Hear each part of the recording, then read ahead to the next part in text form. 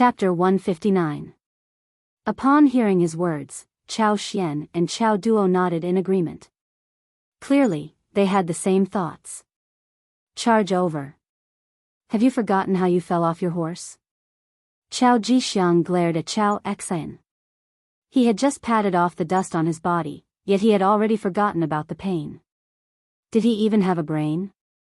Chao Xian was naturally indignant after being reprimanded. However, when he thought about how he fell off his horse for no reason, he immediately suppressed the impulse in his heart. He couldn't help but look to the sides of the road. However, there was only dense forest everywhere, and he couldn't see anything out of the ordinary. Time slowly passed. Finally, the sound of horse hooves could be heard. Yang Si arrived on horseback. Chao Jixiang heaved a sigh of relief. However, when he saw that only Yang Si had arrived and that Yang Chendong wasn't with him, he couldn't help but raise his eyebrows. What is the meaning of this? Does he not want to meet me? At this moment, Yang Si arrived before the two armies and stopped in front of Tang Tong and the others.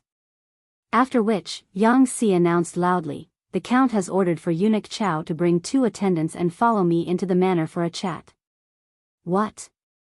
Upon hearing that only 2 people were allowed in, Chao Xian and the others immediately flew into a frenzy. The 2 foster sons, Chao Xian and Chao Duo, even tried to dissuade him. This was a trap, and they hoped that their foster father wouldn't fall for it. At this moment, Chao Jixiang was also furious. This Yang Chendong didn't take him seriously at all. He clearly knew his identity, yet he didn't come out to greet him personally. Instead, he allowed him to bring only 2 attendants into the manor. This was clearly a slap to his face. Of course, Chao Jixiang didn't think that Yang Chendong was trying to harm him. Firstly, there wasn't any conflict of interest between them. Secondly, if Wang Chong really wanted to harm him, all he had to do was use the same method he used on Chao Xian, and he wouldn't be able to avoid it. Being looked down on like this, Chao Jixiang really wanted to turn around and leave in anger. However, if he were to leave, he would really become a barren tree. Putting aside the fact that he wouldn't be able to return to the capital, he wouldn't be able to meeting zone either.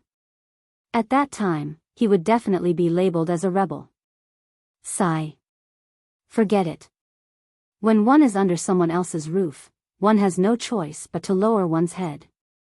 However, Yang Chendong, for humiliating me like this today, this duke will get his revenge sooner or later. Chao Jixiang decided to lower his head. He turned around and pointed to 2 good fighters from the East faction and said, "You 2 come with me. The rest of you stay here. Remember, no matter what happens, no matter how long you wait, stay here obediently. If anyone dares to make a decision on their own, I will not let them off easily when I return." His gaze lingered on the trio for a while before Chao Jixiang tidied up his attire and rode over to Yang Si with his 2 servants. "Brother, please lead the way." No problem, no problem. Please." Seeing that Tang Tong was being polite, Yang Si naturally returned the greeting. Then, the 4 of them walked past Tang Tong and the others, heading straight to the Yang clan manor. Not long after Chao Jixiang left, another team arrived behind his team. The leaders were Jining, Han Ji, and the others. Jining seemed to cherish her life. She had brought 3,000 men with her this time. Although both sides were embroidered uniform guards, in reality, they belonged to 2 different camps. The moment they met, an atmosphere of mutual hostility filled the air. "Do not attack without orders. I am here to pay my respects to Count Zhongdan. Please make way." Jining walked at the front. On her left and right were the martial arts experts from the East faction. This was to ensure that if anyone tried to harm her, she could react immediately. Since Jining did not take the initiative to attack, Chao Jixiang and the others naturally would not look for trouble. Everyone was wary of each other and allowed them to come before the 2 armies. With Yang Si gone, Tang Tong became the person in charge and was pushed forward. The moment he stepped forward, his aura was greatly reduced in front of Jining. He actually cupped his fists and bowed, saying, "Greetings, eunuch Jin." "Oh, I remember you. You are Tang Tong, Jianghu of the embroidered uniform guards, right? Huh, how about this? I will have to trouble you to inform him that I have something important to discuss with Count Zhongdan. Jin Ying's face was full of smiles, as if she and Tang Tong were old acquaintances. This was the first time Jin Ying respected him so much. For a moment, Tang Tong felt like he was floating. All right. Please wait for a moment, eunuch Jin. I will go to Yang village now. Thank you, thank you. As Jin Ying finished speaking, Tang Tong had already mounted his horse. He turned and galloped in the direction of Yang village. Yang Si brought Chao Jixiang and the others to the inner courtyard of Yang village. Yang Lu stood there. He raised his hand and blocked their way. What are you doing? Yang Lu's action caused one of the embroidered uniform guards to draw his spring-embroidered knife. But just as he drew his steel knife, he felt pain in his arm. Blood splattered. His right hand holding the knife had been hit by the first guard hidden on the roof of Yang village. The steel knife fell to the ground. The guard's pained cry rang out. You have 3 breaths time to shut up. Otherwise, the next hit won't be your arm, but your head. Yang Lu reached out his right hand and gestured a pistol. He chuckled as he spoke to the embroidered uniform guard who dared to draw his knife. Although Yang Lu was smiling when he spoke, the content of his words was so terrifying that the embroidered uniform guard immediately shut his mouth. He allowed the pain to break out in a cold sweat. He didn't dare to make the slightest sound. That's more like it. Our count doesn't like to see people using weapons. So, it's best that you cooperate with the inspection. Come, raise your arms and take out your weapons. Yang Lu walked in front of Chao Jixiang with a twisted smile. Chao Jixiang knew that Yang Lu wanted to search him. Although he didn't have any weapons on him, this action was a form of contempt. This made him very unhappy. But since he was here, he had to abide by the rules. Especially since there was already an example in front of him, he didn't dare to play any tricks. Only after letting out an unhappy snort, he still cooperated with Yang Lu's inspection in the end. After searching for a while and not finding any dangerous items on him, Yang Lu nodded and spoke to Yang Si. 4th brother, I'll bring him in. No problem. I also need to keep an eye on the front in case anyone tries to play any tricks. As for these 2, just stay here obediently. Remember, if you dare to do anything untoward, I guarantee that your heads will explode in the next second. After Yang Si agreed, he intimidated the 2 embroidered uniform guards who had followed him. Then, he mounted his horse and rushed out of the manor. Just as Yang Si rode out of the manor, he saw Tang Tong riding a horse towards him. Stop. Why aren't you keeping an eye on the front? Why are you running into the manor? Tang Tong was still a Jianghu of the embroidered uniform guards and wasn't considered a member of the Yang Xi's new army. Naturally, he couldn't enter the manor as he pleased. Brother Yang Si, eunuch Jin Ying is here. He's just 5 li away and says he wants to see the count. When Tang Tong saw Yang Si, he didn't know why he felt nervous. Perhaps he was worried that if he didn't perform well, something would fly out of nowhere and kill him. So what if he's here? What's there to be surprised about?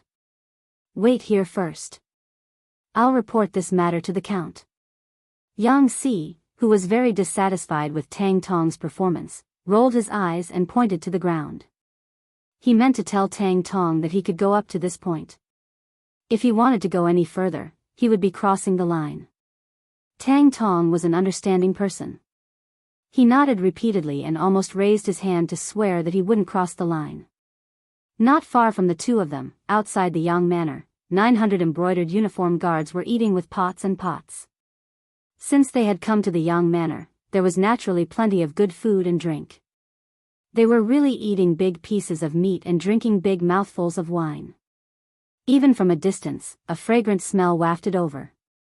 This was the rule of the Yang Manor.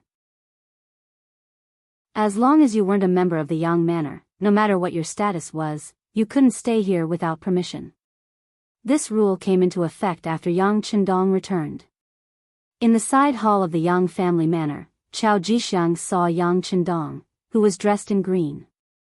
Just like before the battle, he was wearing the most ordinary green clothes. When Yang Chendong walked out under the protection of Tiger's mane, Chao Jixiang hurriedly stood up and said respectfully with a smile, "Greetings, Count Zhongdan. Eunuch Chao is too polite. Take a seat." Casually pointing to a chair, Yang Chendong sat down at the head of the table with a smile on his face. When Yang Chendong sat down, Chao Jixiang slowly sat down, giving off a feeling that he was following the rules. But the more he acted like this, the more Yang Chendong felt that this person wasn't simple, and the more cautious he became. After both parties sat down, Yang Chendong took the initiative to speak. "I believe Eunuch Chao is here to ask about Ingzong's whereabouts. This count can tell you that the emperor is fine. He eats well and sleeps well. He is on his way to the capital. It's just that." Hearing that Ingzong was fine, Chao Jixiang's face revealed a happy smile. Dai Zong had already put Jin Ing in an important position, so it was impossible for him to put him in an important position. But with Ingzong, if Wang Zhen died, he would have a chance to be promoted. But after hearing Yang Chendong's words, his originally smiling face became tense. But what does Count Zhongdan mean by just that? Sigh.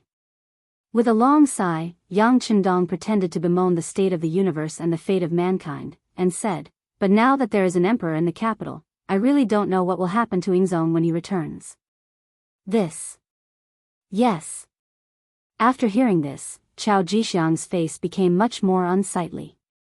Now that there was a new substitute emperor, Zhu Qiyu, in the capital, why would Zhu Qizhen return at this time? It was impossible for there to be two emperors in a single dynasty. One of them was destined to leave the throne. Although Ingzong had been the emperor for a long time, Dai Zong now occupied the capital, controlled the army, and had the initiative. If they really fought, it was unknown who would win. Chapter 160. If Ingzong won, everything would be fine. But if he lost, wouldn't he be doomed as well? The stakes were too high. Human lives were at stake. Seeing Chao Jixiang nod his head in agreement, Yang Chendong asked, "Eunuch Chao, you are very familiar with the situation in the capital and the imperial court. Do you have any good ideas?" "Ah. You really don't have any?" As the saying goes, two tigers cannot live on one mountain. If the two tigers fight, one of them will be injured. Chao Jixiang gave an example, saying that they needed a war to solve the problem. No. After hearing Chao Jixiang's suggestion, Yang Chendong shook his head.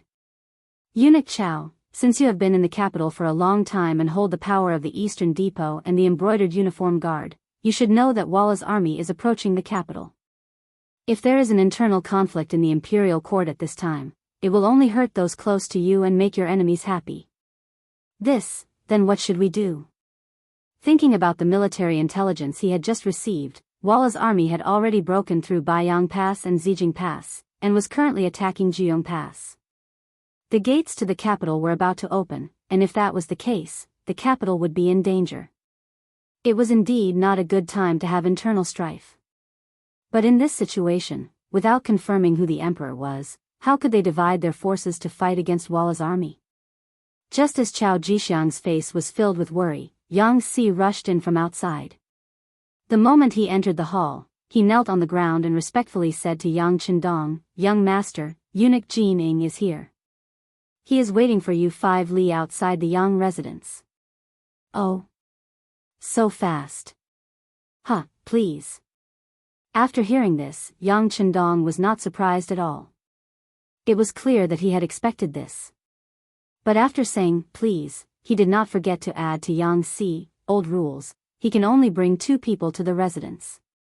Sigh, this uncle only wants to live the life of an ordinary person. I don't want to see an army coming. I will be afraid." "Yes." Yang Si nodded and then walked out of the room. When Chao Jixiang saw this, his heart was filled with disdain. "You have such powerful retainers, are you afraid that others will send an army to attack you?" What a joke. Of course, these were just thoughts in his heart. After knowing that Jining was coming, there were some things that needed to be said in advance. Originally, Chao Jixiang wanted to wait for the right time, but now, he didn't dare to hide anything. Uncle Zhongdan, Jining has already pledged her loyalty to Dai Zong. You have saved Ing Zong, and you have done a great service. I believe that once Ing Zong ascends to the position, you will not be lacking in benefits. You have to think twice about your every move. Reconsider? Well, I've been thinking about it. Let me think about it. Yang Chendong kept nodding, as if he had heard Chao Jixiang's words. However, from that moment on, he actually stopped talking. Instead, he closed his eyes, giving off the feeling that he was thinking about something. However, he was actually waiting for Jin Ying's arrival. Only when she was here could the next step be carried out as he wished. Seeing that Yang Chendong was indeed reconsidering, Chao Jixiang suddenly became anxious. Uncle Zhongdan, no matter what, Ing Zong has been in power for more than 10 years. He is still very popular in the imperial court. Compared to Dai Zong, who has just ascended to the position, he has too many advantages. He should be the one to take charge. That's right, that's right. Eunuch Chao is right. Let me think about it carefully. Yang Chendong still didn't open his eyes. He kept nodding, giving off the feeling that he was really thinking hard. 5 miles away from the Yang Manor, Yang Si and Tang Tong rushed back. When it was said that Jining was allowed to enter the manor, but she could only bring 2 guards, eunuch Jin didn't even show a trace of displeasure. Instead, he happily nodded and agreed. Then, he smiled and rode his horse to Yang Si's side. From this, it could be seen that Jining and Chao Jixiang were both astute people. Oftentimes, the more polite a person appeared on the surface, the harder it was to deal with them. Not long after, Jining appeared at the Yang Manor. When she entered the side hall, she saw Yang Chendong resting with his eyes closed. Chao Jixiang had an anxious expression on his face. Listening to the voice and looking at people's faces, Jin Ying's heart calmed down just from this discovery. If Yang Chendong had already made a decision, Chao Jixiang wouldn't be so anxious. Since that was the case, it meant that he still had a chance. It had to be said that Jining had indeed served 4 emperors. No. Now, it should be 5 emperors. Few people could compare to her decisiveness in doing things. Seeing that the situation was still uncertain, she reached into her clothes and took out an imperial edict with a golden dragon on it. At the same time, she shouted, "The imperial edict has arrived. Uncle Zhongdan, please accept it." I, Yang Chendong, accept the imperial edict. When he heard that it was an imperial edict, an undetectable joy flashed across Yang Chendong's eyes. He knew that Dai Zong was going to give him some benefits. He just didn't know what kind of conditions Dai Zong would give him. Yang Chendong knelt on the ground.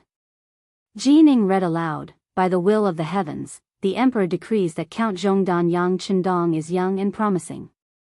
He is proficient in both martial arts and literature. He protected the retired emperor on the dangerous battlefield. His loyalty to the great Ming dynasty is witnessed by the heavens and earth. He is hereby conferred the title of Duke Zhongdan and the position of commander of the Brocade Guards." Emperor Zong of the Ming dynasty proclaims this. After Jining finished reading the imperial edict, she smiled and said to Yang Chendong, who was kneeling on the ground, "Marquis, please rise." The count had become the Marquis.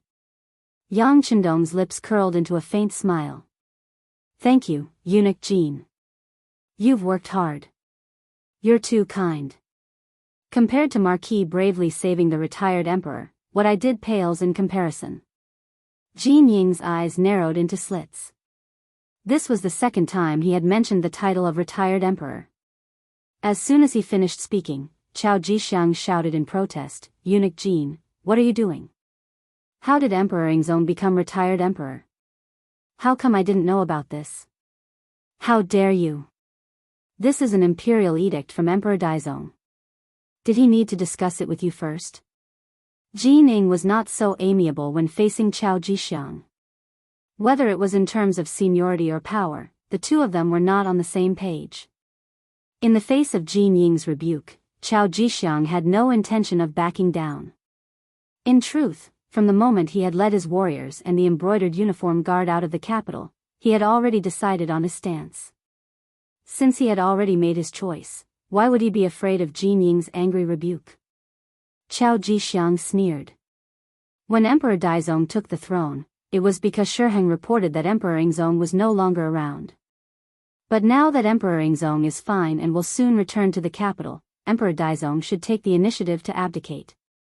After all, his regent power was bestowed upon him by Emperor Yingzong. Oh. Emperor Yingzong is returning to the capital?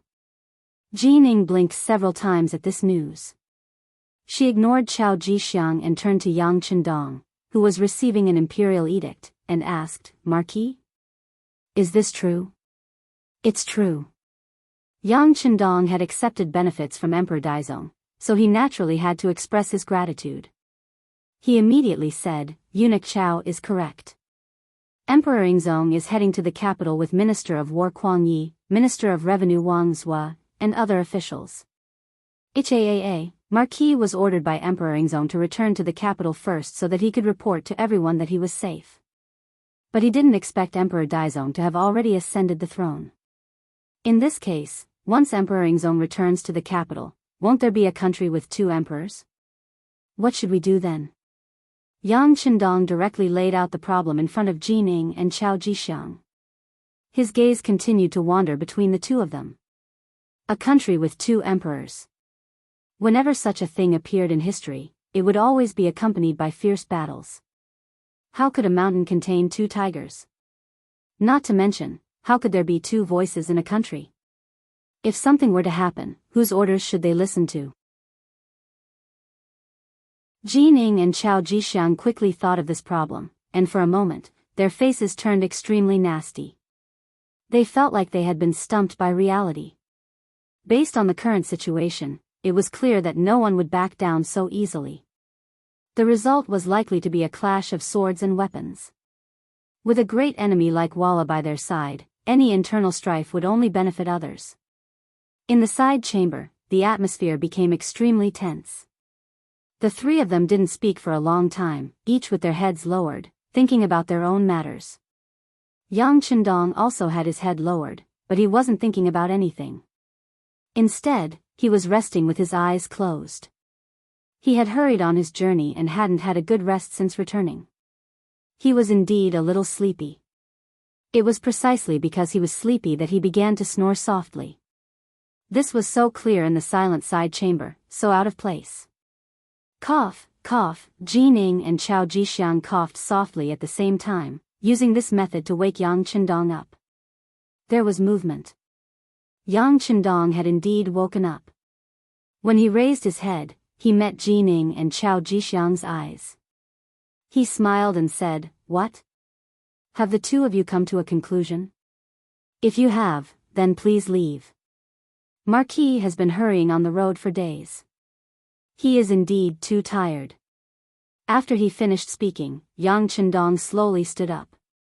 From the looks of it, it was clear that he wanted to leave this place and find a big bed to have a good sleep. Yang Chendong wanted to leave. This made Jin Ying and Qiao Jixiang very anxious. They both knew that they couldn't make a decision on their own. If the other party was unwilling to give in, they wouldn't give in either. In the end, they would only meet in battle.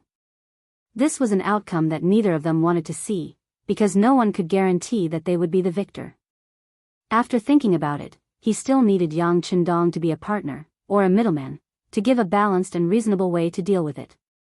Since that was the case, how could they let him leave? At that moment, the two of them blocked Yang Chendong's path. Marquis, we can't come to a conclusion. Can you please show us the way? Chapter 161. You want me to lead the way? You trust Marquis that much? Yang Chendong was already familiar with his current identity. He spoke without missing the word ho. Jin Ying and Qiao Jixiang were not displeased at all. On the contrary, they both nodded solemnly with serious expressions. If that's the case, then Marquis will say a few words. As he spoke, Yang Chendong returned to his seat at the head of the table. All right.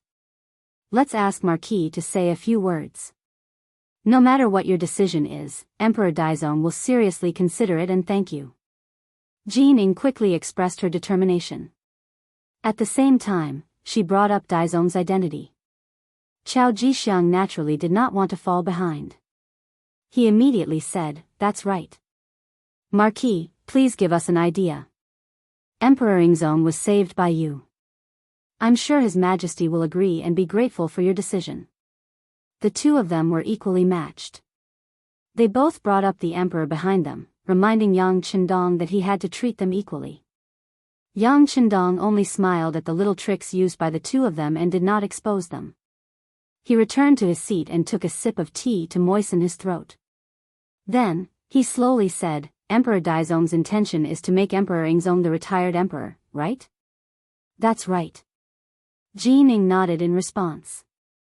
"I'm sure Emperor Ingzong will not accept this. He's only in his early 20s. I'm sure no one would be willing to become the retired emperor."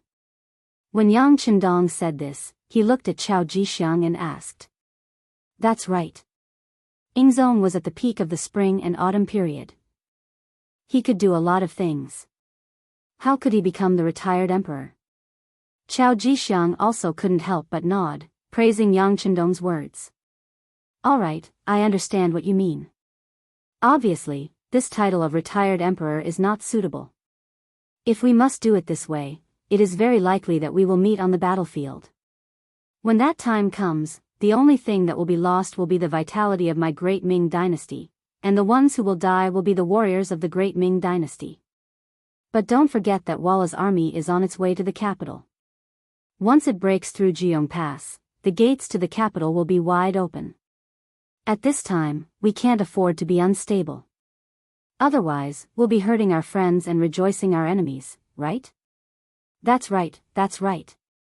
Jining and Chao Jixiang both nodded in agreement with Yang Chendong's analysis of the situation. "Yes. Since we can't fight and we can't fight, then we can only negotiate. How about this? The acting great emperor doesn't need to talk about the retired great emperor. This will definitely not work." Yang Chendong was very satisfied with the cooperation of the two. This saved him a lot of effort. "That's right. Marquis is wise." Chao Jixiang could tell from these words that Yang Chendong was siding with Zhu Qizhen, so he hastily agreed. This made Jining, who was at the side, a little unhappy. "What's wrong?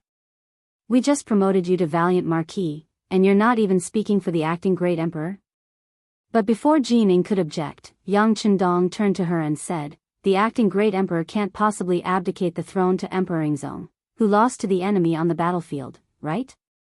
When Yang Chendong said that Emperor Ingzong was a defeated emperor, Jining was extremely happy, and she immediately agreed. Yes, it's only Marquis who has sharp eyes that can see through everything." Haha. Yang Chendong only chuckled at this not-so-clever flattery, not minding it at all. Instead, he continued, "Then this matter is already extremely clear. Everyone has their own reasons, and both of you are emperors of the 9 and 5. Relying on the capital alone won't be enough to satisfy your needs. Why not shift your gaze elsewhere? Why must you stick to one place? The Great Ming doesn't just have one major city, the capital." "Ah. What is Marquis' intention?" When Jining and Chao Jixiang heard this, they were stunned. They did not understand what Yang Chendong meant. This isn't Marquis' intention. The two of you asked me for advice, so I had no choice but to come up with this idea. Of course, this idea might not be very clever, but if eunuchs don't think it's appropriate, you can just pretend that Marquis didn't say anything." Yang Chendong chuckled, putting on a nonchalant expression. In fact, this result was within his expectations. In fact, he had already made preparations for this when Ingzong set out for the war. Yang Chendong had come up with the idea, but he didn't want to take the blame. Jining and Chao Jixiang were both shrewd people, so how could they not understand the meaning behind these words? The two of them immediately nodded. "Yes, we asked Marquis for the idea. None of this matter has anything to do with eunuch. Very good. Since that's the case, I'll add a few words. Since the capital can only have one emperor, why can't Emperor Yingzong give up this place? For example, if you go to the capital of Nanjing, the climate there is pleasant, and it's no less prosperous than the capital. It already has other palaces and palaces. It truly is a place where dragons flourish. Under their gazes, Yang Chendong finally revealed the ultimate goal of his plan, which was to divide the great Ming dynasty into two. Go to Nanjing? Chao Jixiang's eyes widened. It seemed that this result was completely out of his expectations. It was also something that he had never thought of before. It wasn't just Chao Jixiang. Even Jining fell silent. Similarly, the result was somewhat out of his expectations. He had originally believed that as long as he could rope in Yang Chendong, he would be able to learn of Emperor Yingzong's whereabouts. Afterward, he would send an army to bring Emperor Emeritus back to the capital and place him under house arrest. But now, it seemed that Yang Chendong would not betray Emperor Yingzong. Not only that, he even had the idea of allowing Emperor Yingzong to continue as emperor. Fortunately, he was not allowed to return to the capital, which could be considered as speaking on Dai Zong's behalf. Yang Chendong had proposed the plan, but whether or not they would do it was not up to him to decide. However, he believed that his idea would be the most perfect one after considering all the situations. Chao Jixiang fell silent as he mentally weighed the feasibility of this plan. Dai Zong was now emperor in the capital and wielded great power.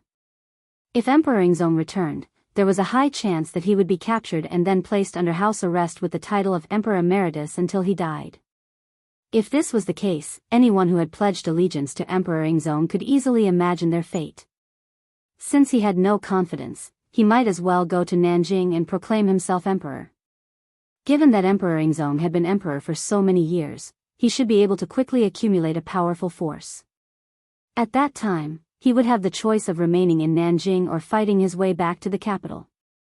In this way, Yang Chendong's plan could not be considered wrong. On the other end, Jining was also considering Yang Chendong's proposal.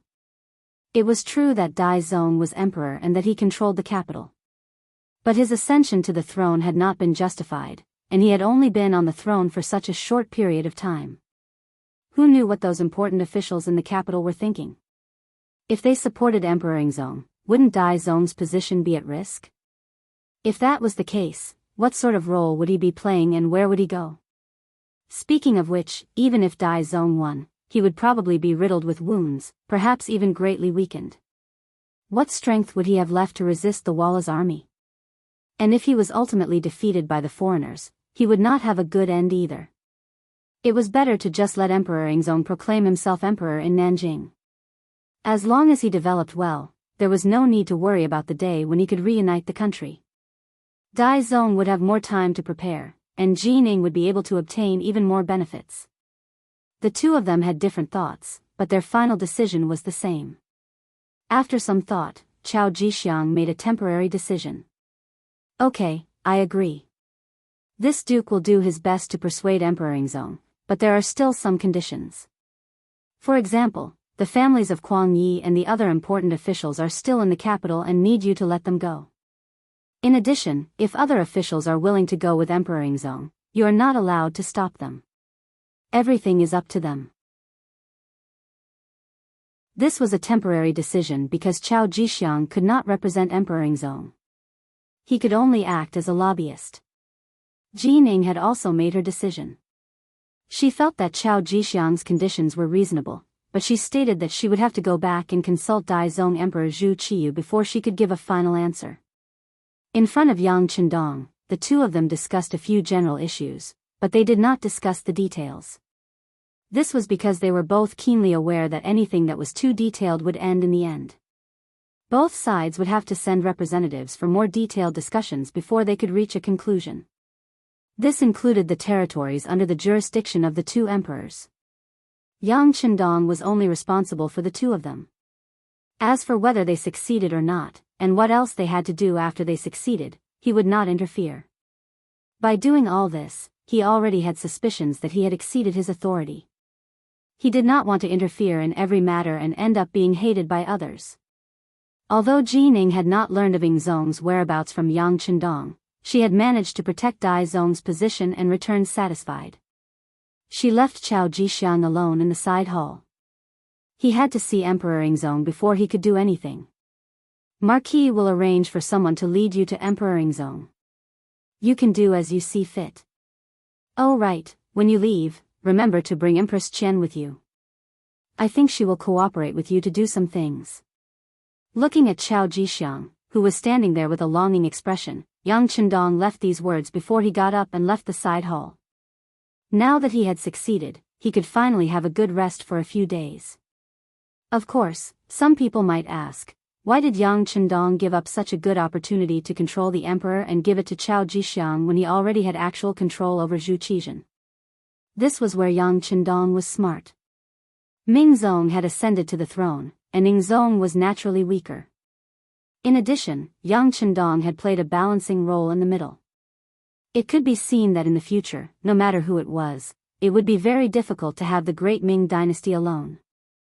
Since Ingzong was no longer the one and only emperor whose words carried enormous weight, why did Yang Chendong want to hold him in his hands and make him the target of public criticism? With an emperor by his side, he would have to ask for instructions from time to time, and he would even have to kneel. How could it compare to the pleasure and satisfaction of being an independent third party?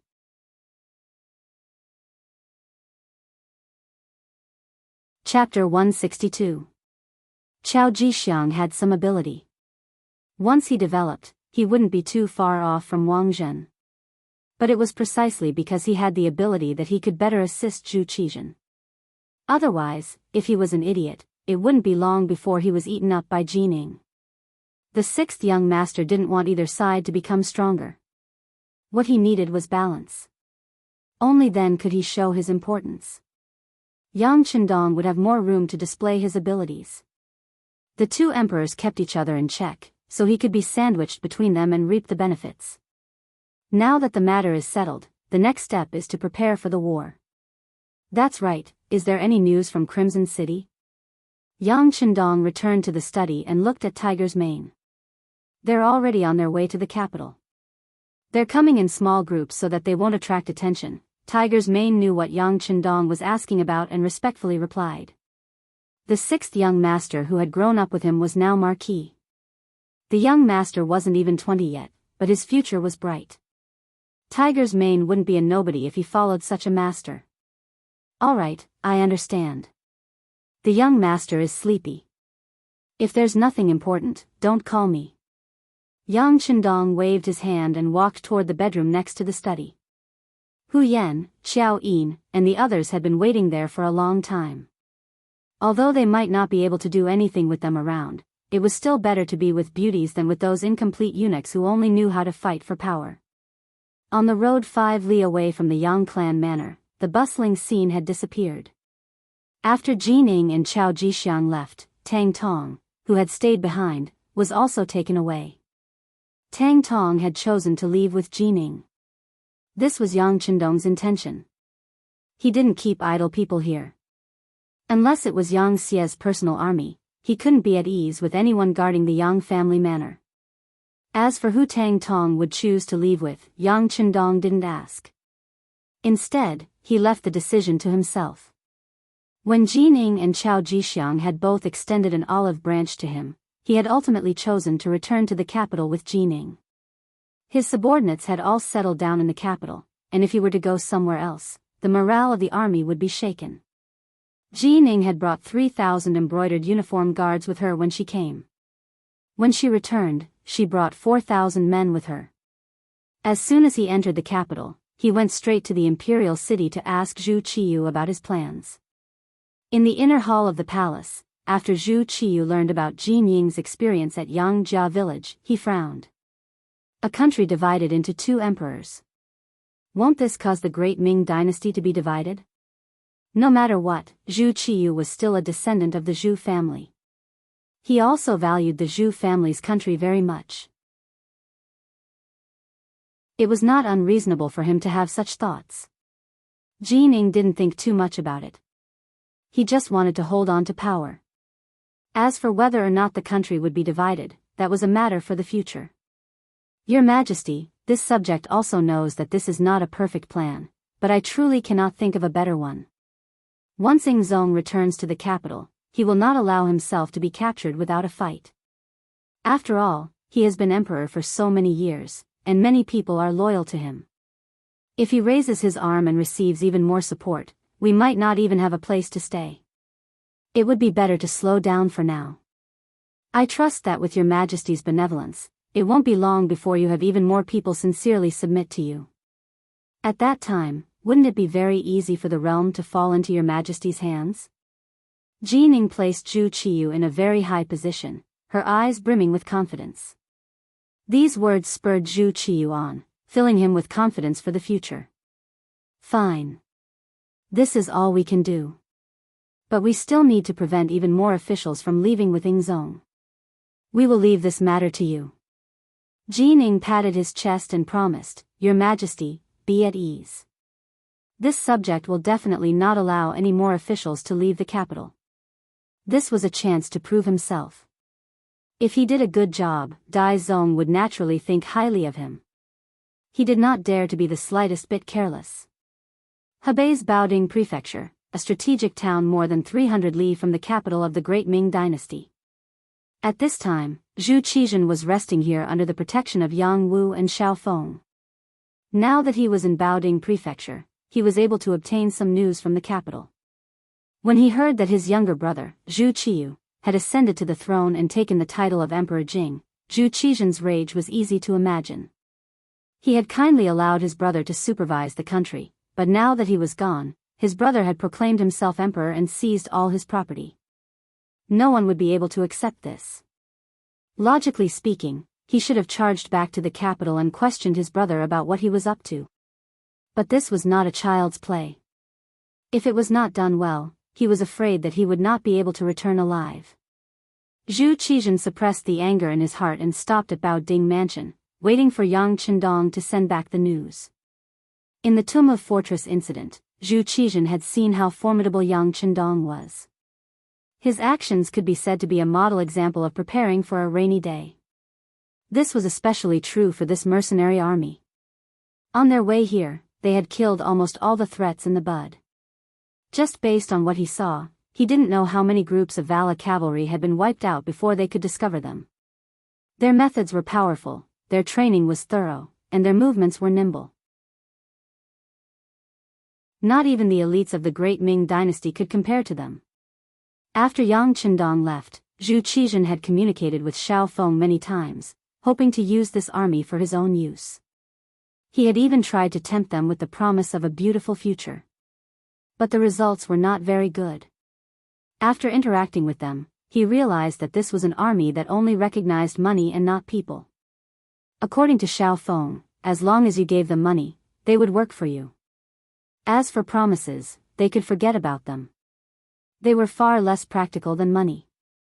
Moreover, because of Zhu Qizhen's status, Xiaofeng's hiring fee was 3 times that of Yang Qindong's.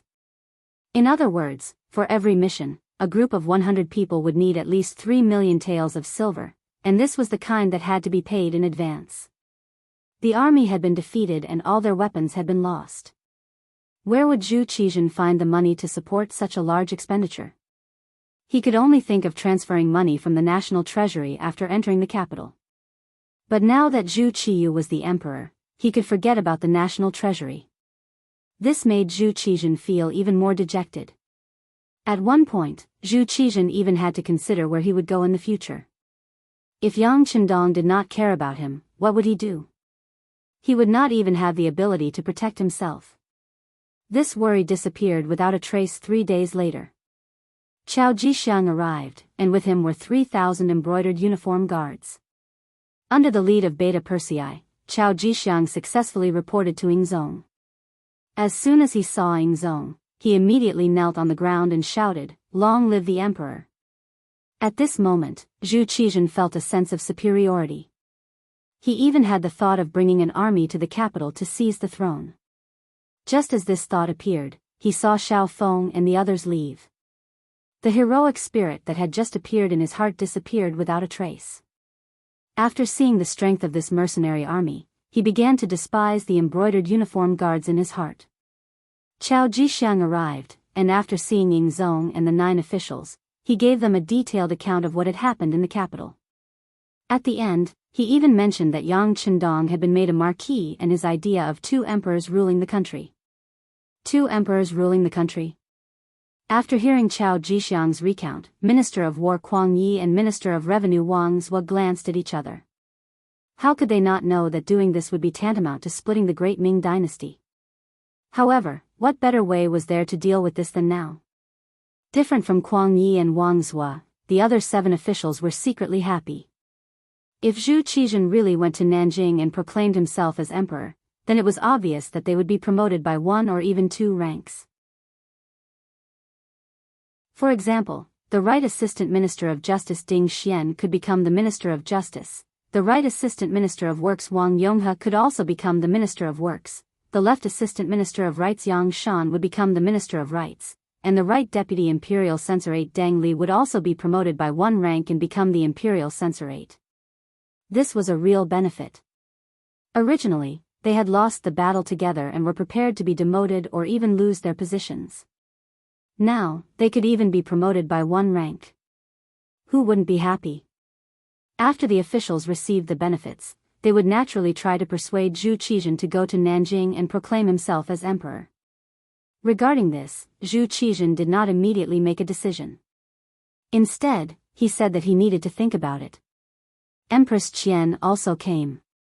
Mao Mu had taken over the role of the eunuch of Xing'an. He had served the empress well and had gained her trust. In this small courtyard of Baoding Mansion, the husband and wife met. Empress Qian's tears flowed out uncontrollably. "Empress, don't cry. I'm fine."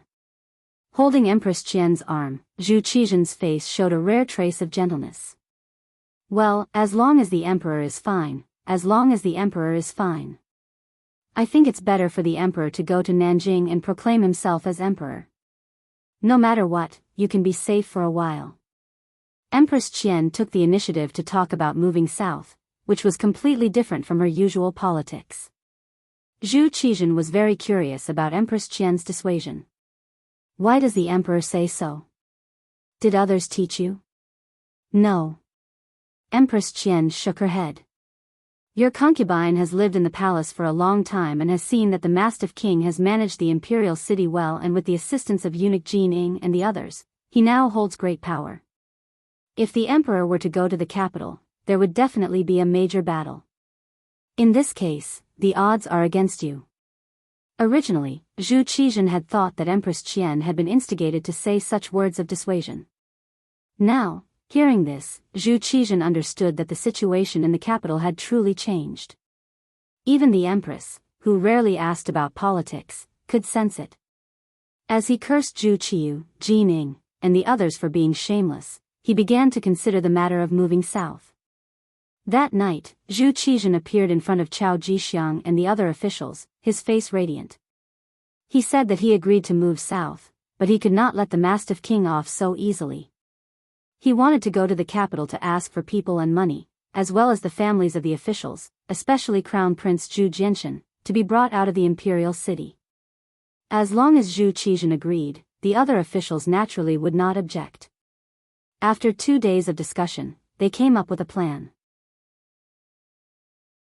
In the end, Chao Jixiang led 1,000 embroidered uniform guards to escort Kuang Yi and Wang Zhua to the capital to negotiate with Zhu Qiyu.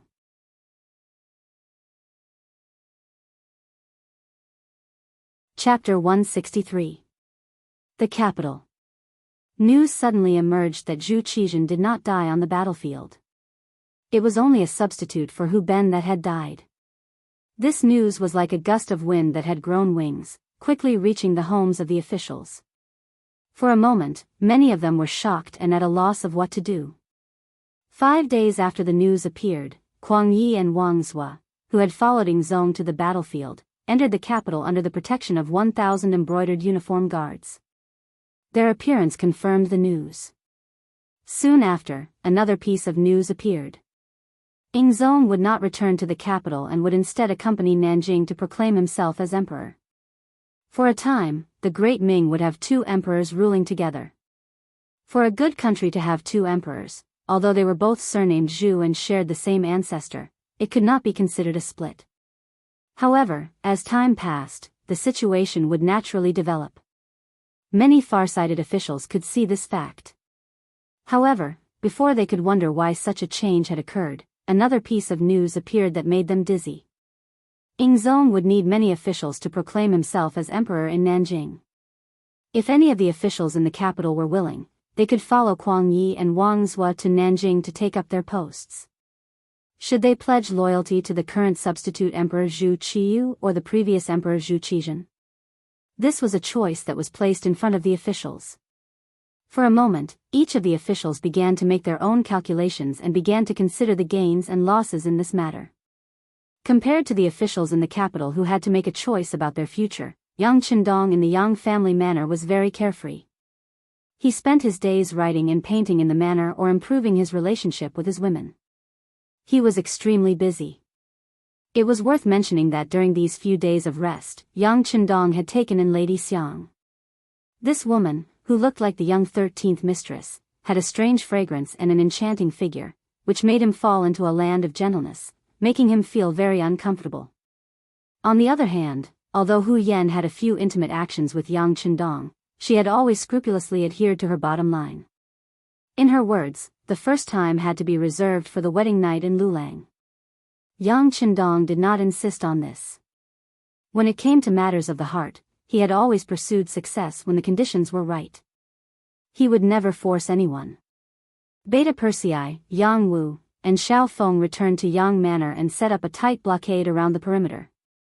Yang Qindong, who had always attached great importance to his own safety, would never allow anyone to have the possibility of threatening his safety.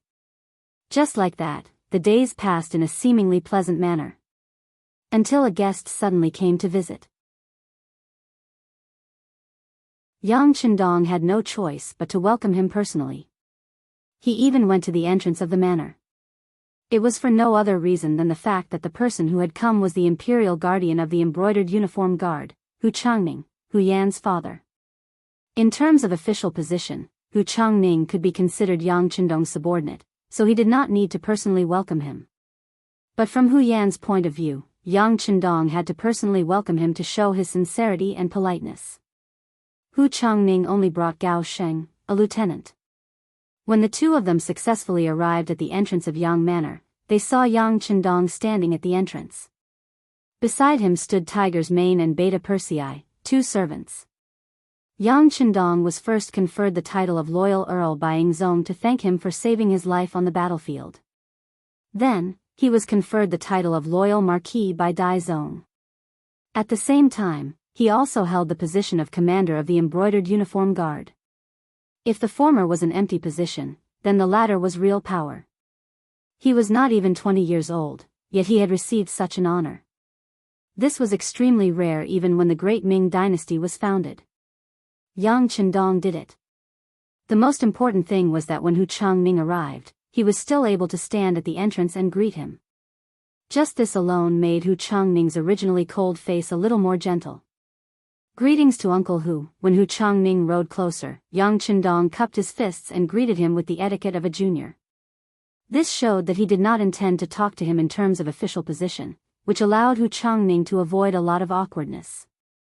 Good, the sixth young master is young and promising, making people envious. I believe that official Yang would be very gratified if he knew in the underworld. Since Yang Qindong did not greet him in terms of official position, Hu Changning spoke in terms of human relations. When he said these words, there was no doubt that he was an elder. Please. Yang Qindong smiled at Hu Changning and then made an inviting gesture. Beta Persei took the initiative to lead the horse, and the uncle and nephew walked side by side from the entrance to the Yang clan manor. In the main hall, the guest and the host sat down, and Xiao Yin personally served tea to Hu Changning. He couldn't help but take a few more glances at this maid who had been serving Yang Qindong since childhood. Sure enough, she was very beautiful. Seeing Xiao Yin, Hu Changning naturally asked about his daughter. When he found out that Hu Yan had secretly left home and went to the Yang clan manor, her father was naturally furious. But at the time, Dai Zong had just ascended the throne, and because he was afraid that the officials below him would cause trouble, he was confined at home and could not go out. Later on, when the situation was not so tense, the news of Yang Chendong's return spread to the capital. Moreover, he heard that there were several storms outside the Yang clan manor, making it impossible for him to come. Finally, when the Yang clan manor had obtained a temporary peace, he took the initiative to visit. First, he wanted to see his daughter. If possible, it would be better to bring her back. After all, Hu Yan's actions at the time could be called world-shocking. Second, he wanted to ask Yang Chendong about Ying Zong's situation. More importantly, he wanted to know what choice the Hu clan would make in the dual emperor reign. When he saw Qiao Yin, Hu Zhangming opened his mouth and said, "My beloved daughter has accompanied the Yang family's seventh sister to the Yang manor for some time now. Her grandmother and mother miss her very much. Would it be possible for her to return to the Hu estate with me?" Accompanying Yang Duo to the Yang clan manor was just an excuse. After all, a girl's reputation was very important. In the face of Hu Changning's tactful request to bring Hu Yan back, Yang Chendong naturally had no reason to refuse. "Okay, Qiao Yin, go inform Yan, to return to the Hu estate." "Oh." Qiao Yin agreed and turned to leave. However, the bystanders couldn't see that there was a trace of reluctance on her face. Ever since Yang Chendong called the girls together and made a few requests, they became a group of fighting. They really were like sisters. They already had very deep feelings for each other. The news of Hu Changning's arrival at the Yang clan manor quickly spread to the rear court. Hu Yan was clearly a bit out of her wits. After adapting to life in the Yang clan manor, she didn't want to go back. However, she knew that Yang Chendong had no reason to refuse her father. Qiao Yin saw that Hu Yan was worried and volunteered to serve tea in the front hall. She wanted to inquire about the news. She didn't expect that the young master would so readily agree to Hu Changning's request. How could she not be disappointed? When Qiao Yin left and only Yang Chendong, Hu Changning, and Tiger's Mane were left in the room, Lord Hu showed a hesitant expression. "Uncle Hu, if you have something to say, just say it. There are no outsiders here." When Yang Chendong said there were no outsiders, he naturally meant Tiger's Mane, who was always in charge of protecting him. It's actually nothing much. I'm sure the sixth young master already knows about the dual emperor rule. However, I don't know what your choice will be. Will you go to Nanjing or continue to stay here?" Hu Changning asked with an awkward expression. No matter what, he was a man of 40 years old. When he encountered something, it was fine if he didn't have any ideas. However, he actually wanted to ask Yang Chendong, who was much younger than him. This made him feel a little embarrassed. However, this was what his father, Hu Ming, wanted. Hu Ming's original words were, "Ask the loyal marquis whether you want to go or stay." This matter was originally caused by him. I'm sure he already has a judgment. Thus, this trip to the Yang clan manor was made. Picking up his daughter was only one of the reasons. His true goal was to find out what Yang Chendong's intentions were. "Me?" Yang Chendong pointed at himself, then chuckled. "Of course I can't leave. There's the Yang clan manor here, and there's the sky beyond heaven and the immortal abode in the capital. If I leave, I'm afraid that these properties will be seized by others." Yang Chendong expressed that he wouldn't leave, but his reason was that his properties were all here, and it wasn't convenient for him to leave. This answer clearly didn't satisfy Hu Changning. I'm sure the sixth young master has made quite a bit of money these days. Why would he care about this little bit of silver? That's true, but who in this world would complain about having too much money? Isn't that right, Uncle Hu? Yang Chendong maintained his usual smile. It seemed incomparably sincere, but it was impossible to tell what he was thinking. Yes. Hu Changning couldn't see through Yang Chendong's thoughts, so he could only smile. But after smiling, his expression began to fluctuate. It was clear that he was wondering whether or not he should directly ask Yang Chendong what the Hu clan should do in the face of two emperors. Asking too much would only make him seem incompetent, but before he came, his father had repeatedly warned him that he had to ask Yang Chendong's intentions. If it was just for the sake of face, wouldn't he have made this trip in vain? Wouldn't he have failed to live up to his father's expectations? Hu Zhangning, who had something on his mind, looked unhappy and even had some entanglements. All of this was seen by Yang Chendong. He knew that this was his future father-in-law, so he couldn't not give him face. He smiled and took the initiative to ask, "Uncle Hu, what do you and Grandpa Hu think about the matter of two emperors?" He really didn't want to call Yang Chendong Grandpa, but given their seniority, Yang Chendong had no choice but to do so. But when he did, he still felt a little awkward. Hu Changning hadn't thought about this. He was just worrying about how to ask this question, and now that Yang Chendong had taken the initiative to ask, he was immediately overjoyed. "In truth, I would like to hear Honorable Nephew's opinion on this matter." "I can't speak of an opinion, but if I must, I would like to give Uncle Hu 4 lines of poetry," Yang Chendong said with a smile.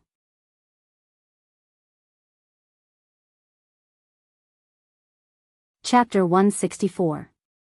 What are the 4 sentences? Hu Zhangning's interest was piqued. Everyone said that Yang Chendong was a genius. Presumably, the following words would not disappoint him. Sure enough, after Yang Chendong pondered for a moment, he slowly opened his mouth and said, "If he is strong, then he is strong. If he is strong, then he is strong. If he is tyrannical, then he is tyrannical. The moon shines over the river." This was the record of the 9 yang divine art in the heavenly sword and dragon saber. It meant that no matter how strong or fierce the enemy was, one could treat it as a breeze blowing over the mountain. The moon shines over the river. Although it could affect one's body, it could not cause the slightest harm. However, how could one not harm one's body? It meant that in the face of the chaos of the outside world, as long as one stayed strong and worked hard to improve one's abilities in all aspects, one would be unharmed. Hu Ming was originally a capable official and had been the Minister of Rights for many years. It could be said that he had disciples all over the world. His son, Hu Zhangning, had also grown up. With this kind of strength, whether it was following Ning Zong or Dai Zong, there would not be any problems.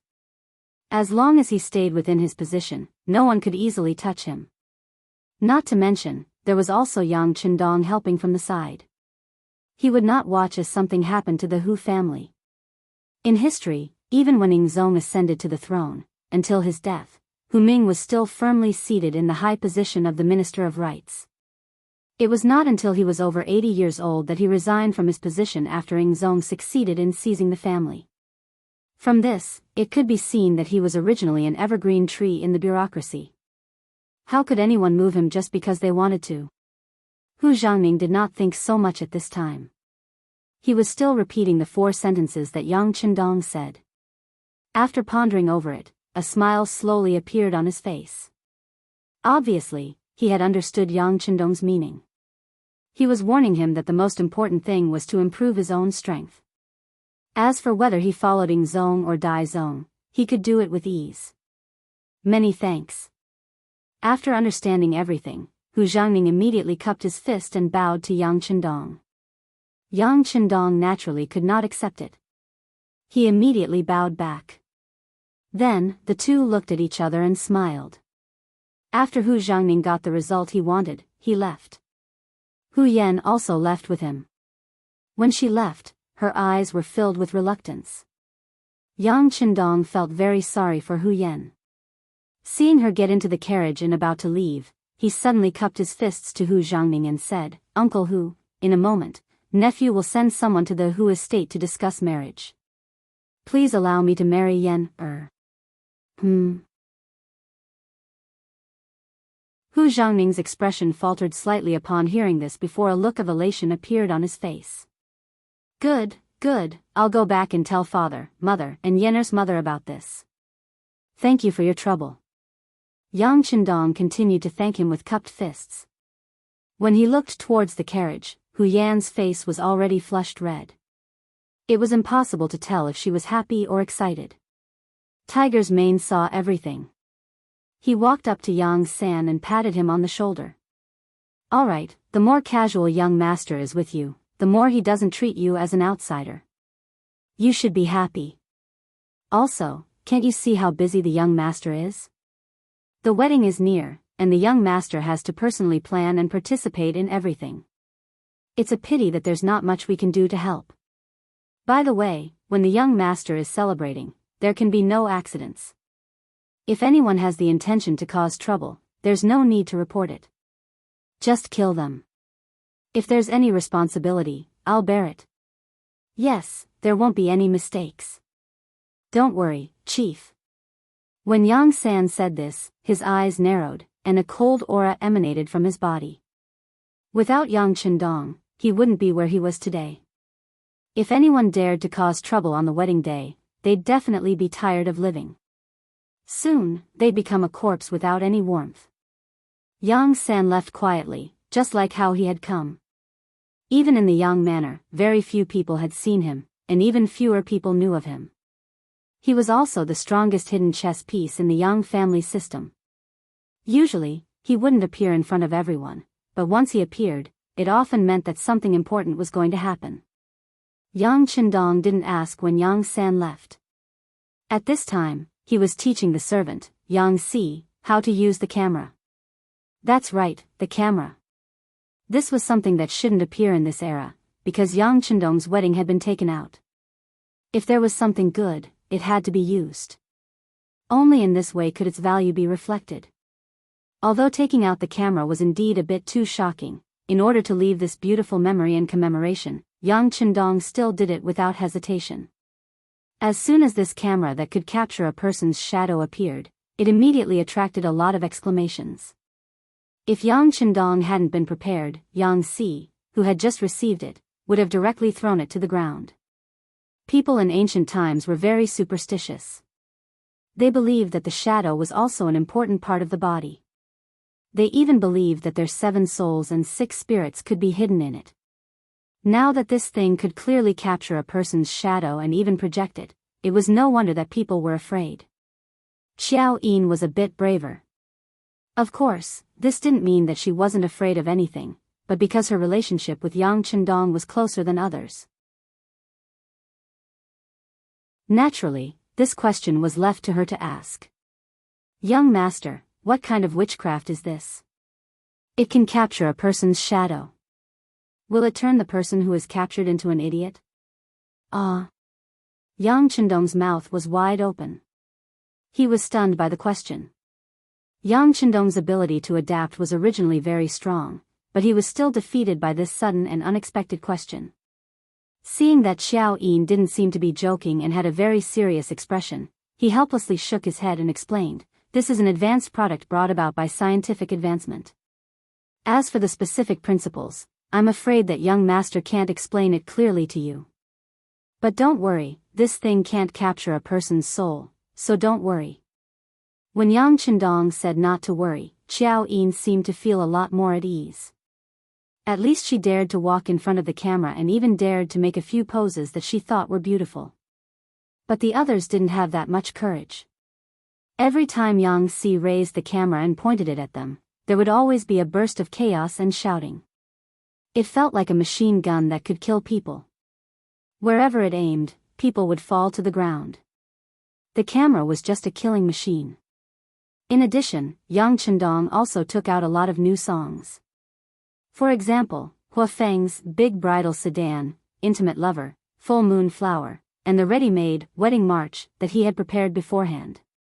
For this, he took out a set of audio equipment from the big warehouse and charged it up in the big warehouse. He was only waiting for the wedding day to use it. In addition, Yang Chendong also prepared a very luxurious carriage. The wheels were made of soft rubber tires taken from the big warehouse. There were even shock absorbers installed on the carriage to ensure its comfort. The outside of the carriage was filled with all kinds of colored balloons, making it look very beautiful and beautiful. At the same time, he also made a few sets of beautiful wedding dresses according to his own design. These were all custom-made by the Crimson City's clothing factory. The factory's director, Zhou Hua, personally supervised the completion. It was said that when making these new wedding dresses, her daughter, Wan Xiaoyu, who was the Crimson City's publicity team leader, cried because of it. Wan Xiaoyu had reached the age where she knew about feelings. She had long regarded herself as the sixth young master's woman. It was just that because she was still young, she had no chance to be Yang Qindong's wife. Seeing the man she liked was going to marry someone else, how could she not be sad? For this matter, her father Wan Qi, the director of the power plant, and mother Zhou Hua, the director of the clothing factory, talked to her for a long time. They said that a capable person like the sixth young master was destined to have more than one woman. Xiaoyu grew up quickly. When she grew up, she would naturally have the opportunity to become the sixth young master's woman. Moreover, several sets of wedding dresses were taken out. Except for one set that was sent to Hu Yan in the Hu mansion, the others were taken away by Qiao Yin, Lady Shui, and Lady Xiang. In their words, they were also attending the wedding day. According to Yang Qindong's intention, they were going to be the bridesmaids of the bride, but in fact, they were also completing their wedding with sixth young master. In this regard, Yang Qindong acquiesced. In the feudal society, even the emperor only had one empress. It was impossible for him to have several wives at the same time, so it was impossible for him to give them a grand wedding. Therefore, it was a good thing to take this opportunity to hold all of them together. The bride had a wedding dress, and Yang Qindong prepared a suit for himself. The pure white suit was tailor-made, making Yang Qindong look more handsome and sunny. As the groomsmen, Tiger's Mane, Beta Persei, and Yang Wu were dressed in black suits, looking very energetic. As for the several servants, Yang San, as the deputy director of the security bureau and the actual helmsman, naturally had to protect everything in the dark. Yang Lu was responsible for the security on the surface. In this way, the manpower was put to good use. 3 days passed in the blink of an eye. On the 6th day of October, the Yang family manor was already decorated with festive decorations. Colored balls, ribbons, and bright red, happy characters were posted everywhere. In front of Yang Xi's camera, amid a burst of firecrackers, the wedding procession set off just as dawn broke. Yang Qindong, dressed in a white suit, was sitting in a special carriage. Beside him were Tiger's Mane and Beta Persei. Yang Wu was in charge of driving the carriage. Under the protection of Yang Lu, Qiu Vi, and Dao Shao, they went to the capital. In the dark, Xiao Feng and Leng Feng were on guard at all times to ensure the safety of the young master. The Hu mansion in the capital was also decorated with ribbons, giving people a feeling of jubilation.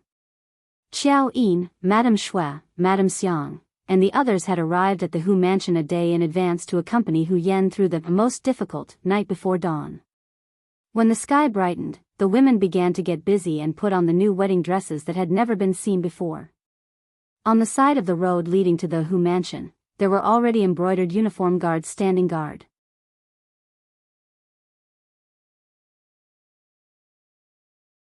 Chapter 165. After a portion of the officials left for Nanjing to follow Yingzhong, the remaining officials in the capital were all restored to their original positions. Hu Zhangning was also restored to his position as the guardian of the embroidered uniform guard. In addition, Yang Qindong was still the commander of the embroidered uniform guard, so it was only natural that he would send some embroidered uniform guards to help out. Not only that, but Yang Qindong also ordered that any embroidered uniform guard who came to help out would be rewarded with 100 taels of silver. For a time, the embroidered uniform guard fought amongst themselves for this mission. Those who were able to come here could be considered lucky. When the time came, the carriage from the Yang clan arrived in front of the Hu estate. Yang Qindong, dressed in a white suit, stepped out of the spacious carriage. The wedding ceremony had officially begun. The Immortal Abodes band was already waiting for Yang Qindong to arrive.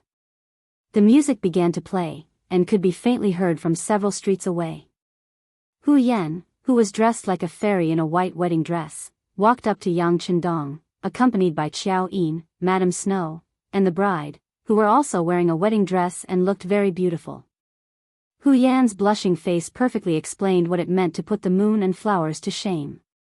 What was different from the other women was that there were 2 children who were only 5 or 6 years old standing behind Hu Yan, a boy and a girl who looked like a golden couple. They each pulled up a corner of the white wedding dress so that the long, fluttering wedding dress would not fall to the ground, but also showed her magnanimity. There was no red veil. This was Yang Chendong's idea. After reporting this to the Hu clan, Yang Chendong received their support. Thus, Yang Chendong took the bride, Hu Yan, who could walk on her own, to the Hu clan's main hall. Here, they knelt down and kowtowed to Hu Zhangming and his wife. The completion of this step was completely recorded by the camera. From the footage, it could be seen that Hu Zhangming and Madame Shui's faces were extremely pale. It was clear that they were also frightened by the equipment that could record their figures. After paying his respects to the elders, Yang Chendong carried Hu Yan out of the Hu estate. Along the way, the courtyard was filled with all kinds of gifts that Yang Chendong had given to the Hu clan. There was no need to introduce the types of items. In short, someone had calculated the total value of these items after the event. The total value of these items was over 1 million taels of silver. Just this amount alone was enough to shock countless people. This was one of the most beautiful stories in the capital, because not even the emperor would be willing to part with so many good things. From this matter, it could also be seen that Yang Chendong valued Hu Yan. The inside and outside of the immortal abode were already packed with people. In order to congratulate the patriarch on his wedding today, all the diners will have a 50% discount. Even the commoners who didn't come to the immortal abode to spend money could still enjoy the delicacies they had prepared. The premise was that the whole family had to come together. At the very least, the couple had to bring a child and bring their own lunch boxes. At that time, all the children who came would receive a delicious little pastry. The news had been released 3 days ago. By morning, the entire street in front of the immortal abode was packed with people. As a result, the embroidered uniform guards who were responsible for the security of the area were given a lot more work to do. Fortunately, the people who came to receive the delicacies and pastries were all very well behaved. Some entered and some left, so there wasn't much panic. After leaving the Hu estate, the bridegroom, Yang Chendong, personally drove the carriage. Hu Yan, Qiao Yin, Madame Shui, and Madame Xiang were seated inside. Yang Chendong, who was driving the carriage, sang the bridal sedan in fear. Tiger's Mane and the others, who had long since learned how to sing, sang along loudly. When the sun comes out, I climb the mountain. When I reach the peak, I want to sing. My song floats to my little sister. When she hears my song, she smiles. Yang Chendong's cheerful voice rang out. Sitting in the spacious and comfortable carriage, Hu Yan and the other girls were filled with happiness. As they looked at the brightly colored balloons around the carriage, their faces were brimming with happiness. The carriage passed through the streets of the immortal abode. Along the way, one new song after another could be heard. All of them were joyous songs that suited the occasion, and the people who had come along to watch the show all cheered with joy. As they passed through the streets of the immortal abode and saw the crowded streets, Hu Yan and the other girls smiled at each other. This was the young master doing a good deed, as well as accumulating good karma. Although he had to spend some money to do so, in the eyes of the girls, the significance of this action was far more profound. The carriage finally left the capital, and under the protection of the embroidered uniform guards, it headed for the Yang clan manor. At this time, there were all sorts of carriages and bridal sedan chairs waiting outside the Yang clan manor. Many officials of the court were waiting here for the bridegroom to arrive. He had only been in the capital for a little more than a year, less than 2 years.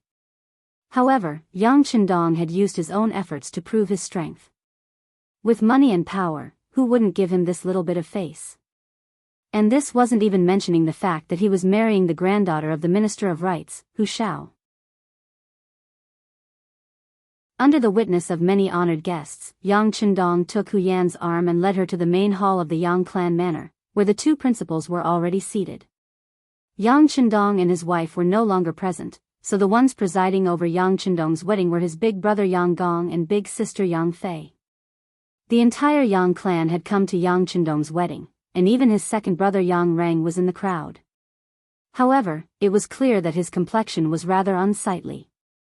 He had originally believed that with his sixth brother dead, he, as the second brother, would be able to openly take over the family property. He hadn't expected that Yang Qindong would return, and in such a domineering manner, and even be conferred the title of Valiant Marquis. The affairs of the world were truly unpredictable, and Yang Rang had lost a great deal of face. For Yang Qindong's wedding, he had invited all the members of the Yang clan, including all the important ministers in the capital, but his second brother didn't send anything. This had already proved Yang Qindong's attitude. Even so, Yang Rang still came by himself. He knew that this might be an opportunity to change the relationship between himself and his sixth brother. In the main hall, Yang Gong was on the left and Yang Qindong was on the right, accepting the kneeling ceremony of Hu Yanxing, his new daughter-in-law. Under the insistence of Yang Qindong, they only completed the first bow to heaven and earth, and the second bow to the parents. As for the third step of entering the bridal chamber, it was cancelled. According to Yang Qindong, women didn't just stay at home to take care of their husbands and children. They could also do many other things that they liked to do. This was also called the liberation of women. Since it was liberation, then he would start with his wife. After communicating with Hu Yan in advance, and knowing that she didn't want to enter the bridal chamber so early and wait for a long time, he agreed to her request and allowed her to change into a beautiful qipao. Then, she reappeared in front of everyone and toasted the guests with him. When the ceremony reached this point, it was time for the wedding banquet to begin. For the important ministers, the banquet was also a part of their work. There were many things that were difficult to say and difficult to do, but they were often easily done with the passing of a cup. Yang Qindong's wedding gave everyone an opportunity to interact.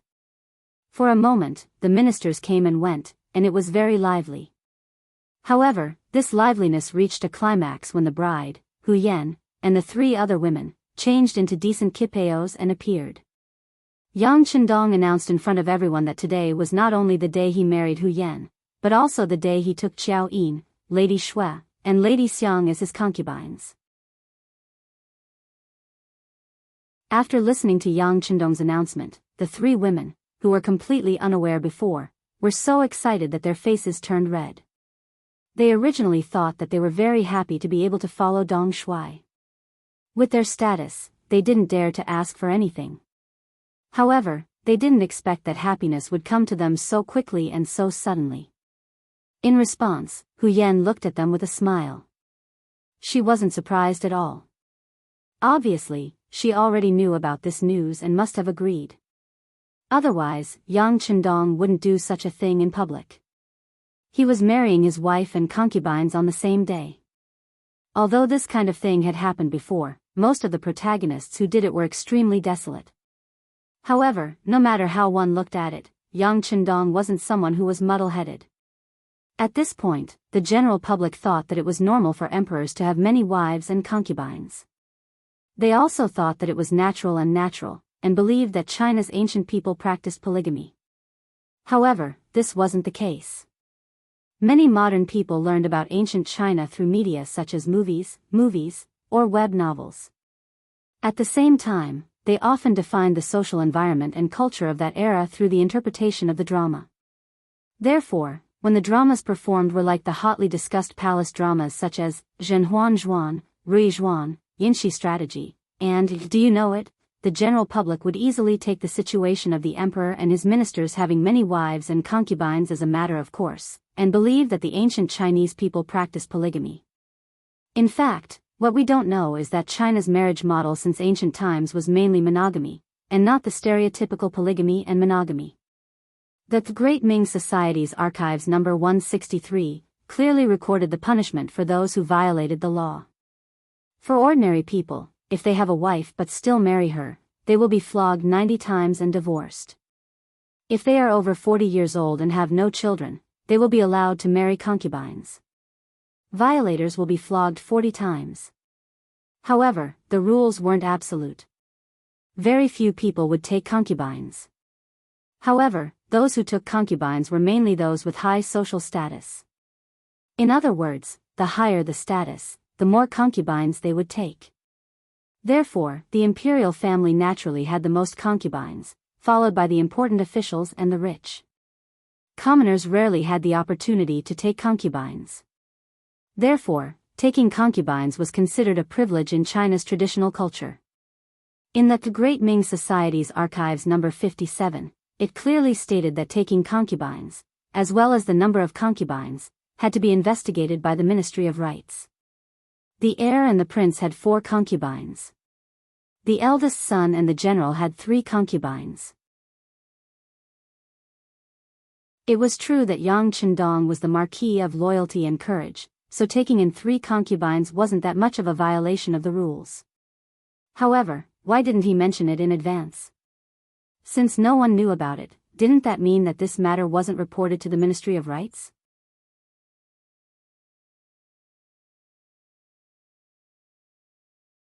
Chapter 166. With that in mind, the officials all turned to look at the officials from the Ministry of Rights who had come to attend the banquet. Hu Xiao was the Minister of Rights, and had been for many years at that. At least a third of the officials in the ministry had been promoted by him or had close ties to him. This time, his granddaughter was getting married. Many officials from the Ministry of Rights had come to show their support. When these officials noticed the gazes of their peers, they all lowered their heads. This proved that Yang Chendong hadn't informed the Ministry of Rights about taking concubines.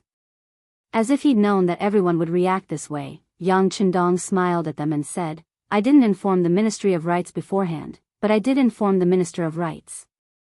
I'll make it up to you later. I only did this because I wanted to give the 3 of them a pleasant surprise." As he spoke, Yang Chendong's gentle gaze fell on Xiao Yin, Madame Shui, and Madame Xiang. His gaze was filled with love.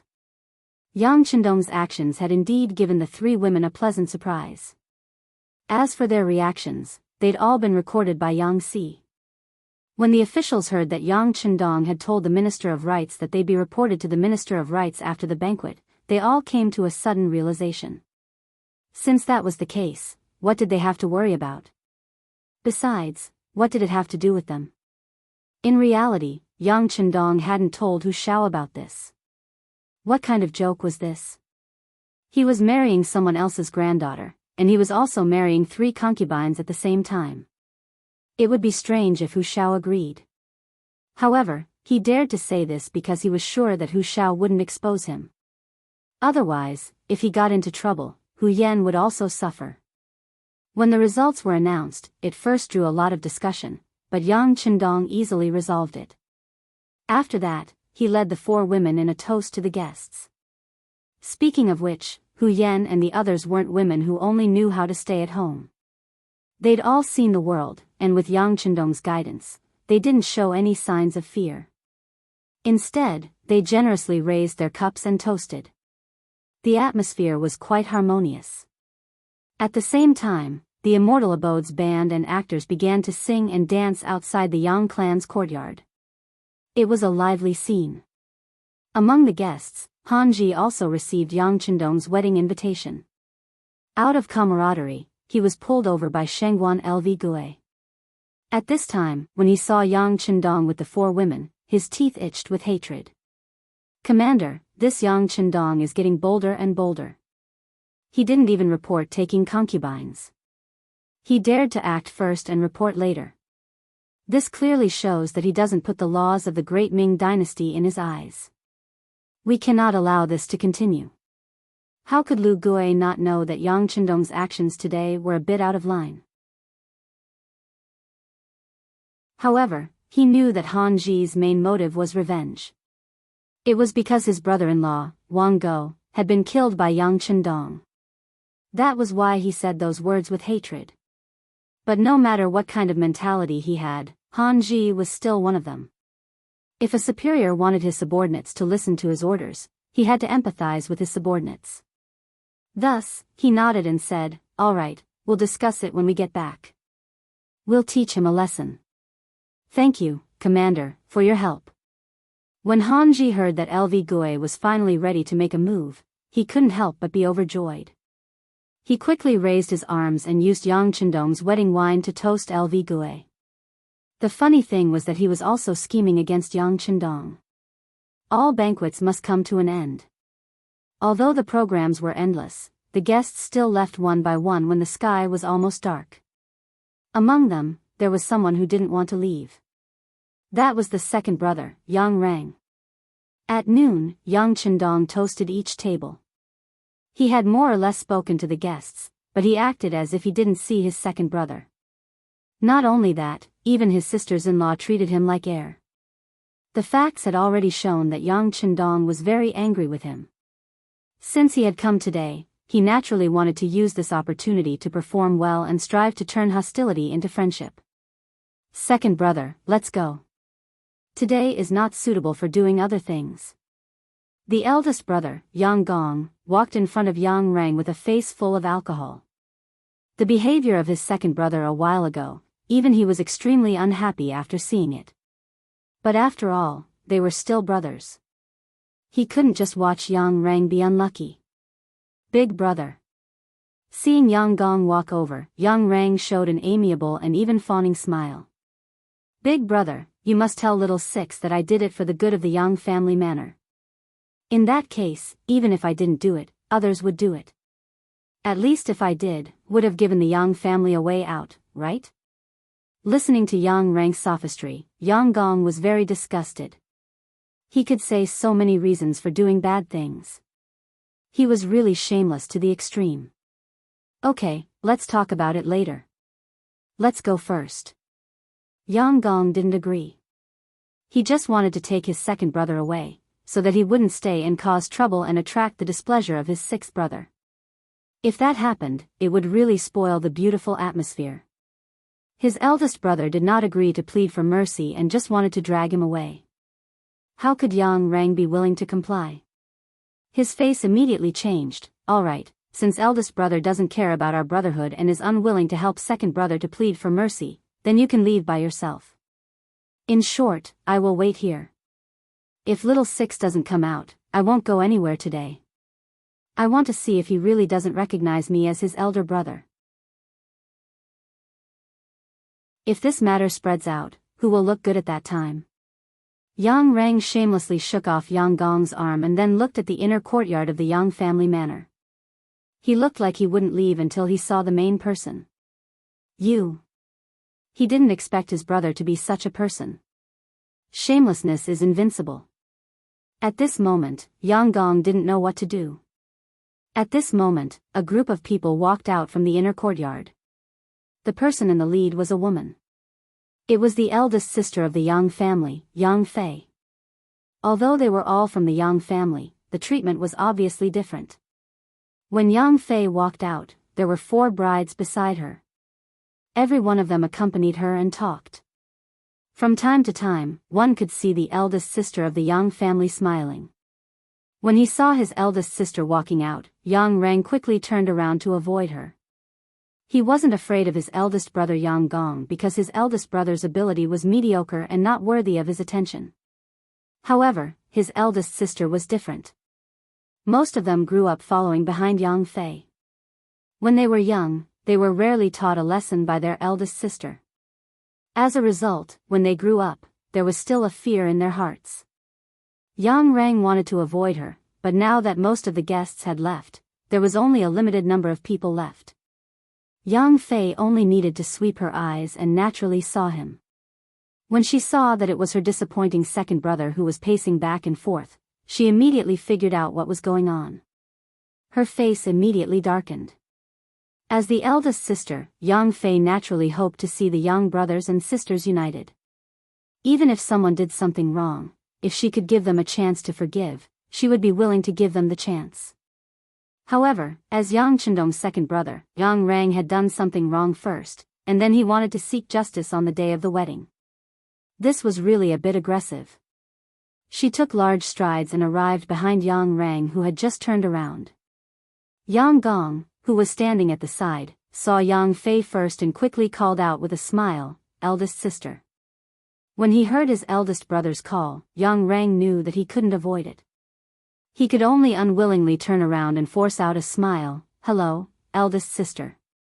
"Oh. You still recognize me as your eldest sister? Since that's the case, then leave immediately. Today is my little brother's wedding day." Do you have to stay here and cause trouble? Yang Fei said with a cold face and a rude tone. Ah. Eldest sister, that's not what I meant. I just want to talk to little six and explain what happened before. How could Yang Rang admit it? He spoke with a face full of excuses. Hearing Yang Rang call Yang Chendong little six as if he was the boss, Yang Fei was even angrier. She thought about how her little brother had done so many things for the Yang family and even saved Yingzong on the battlefield. That was how dangerous it was to be conferred the title of Marquis. However, there was someone in the family who was dragging her family down. This was truly a chilling action. If she was in Yang Fei's shoes, she would also feel very uncomfortable. With this anger, Yang Fei couldn't be bothered to be polite anymore. She turned to look at Beta Persei and the rest and said, "Go, chase Yang Rang out of the manor. If he doesn't leave, you can beat him until he leaves. I will bear all the consequences. I believe that even if father and mother are watching from the heavens, they won't blame me." Yes. Beta Persei had long found Yang Rang an eyesore. This person was lucky to have been born into the Yang family. If it had been anyone else, who knew how many times they would have died by now. After agreeing, Beta Persei strode forward and lifted Beta Persei off the ground with a thick arm. He didn't seem to use any effort to lift him off the ground. The pitiful Beta Persei was dragged out of the manor like a rabbit, then thrown to the ground. If little Six had ordered someone to do this, he would naturally yell and scream, saying that the other party didn't respect his elder brother. However, since his eldest sister had ordered it, there was nothing he could do. He was the one who had been rude first. Now that he had been thrown out, he was reaping what he sowed. Even though he was still unwilling, Ong Rang had no choice but to stand up with the help of the servants outside the manor. He then entered the palanquin and left the place. In the study of the Yang manor, Yang Chendong was listening to Tiger's Mane's report. The report included the situation in the immortal abode, as well as the various performances of the officials who had attended the banquet today. The people from the security bureau had disguised themselves as attendants and wandered around the banquet, listening in on everyone's conversations. This was the true record of an official's appearance. At the very least, through this, Yang Chendong could see who had opinions of him and who were dissatisfied with him. "Young master, the embroidered uniform guard just sent someone to deliver this. They said that in order to stabilize the situation in the capital, young master is invited to the embroidered uniform guard's office tomorrow morning to discuss political matters." After Tiger's Mane reported the situation at the banquet, he told Yang Chendong the news he had just received.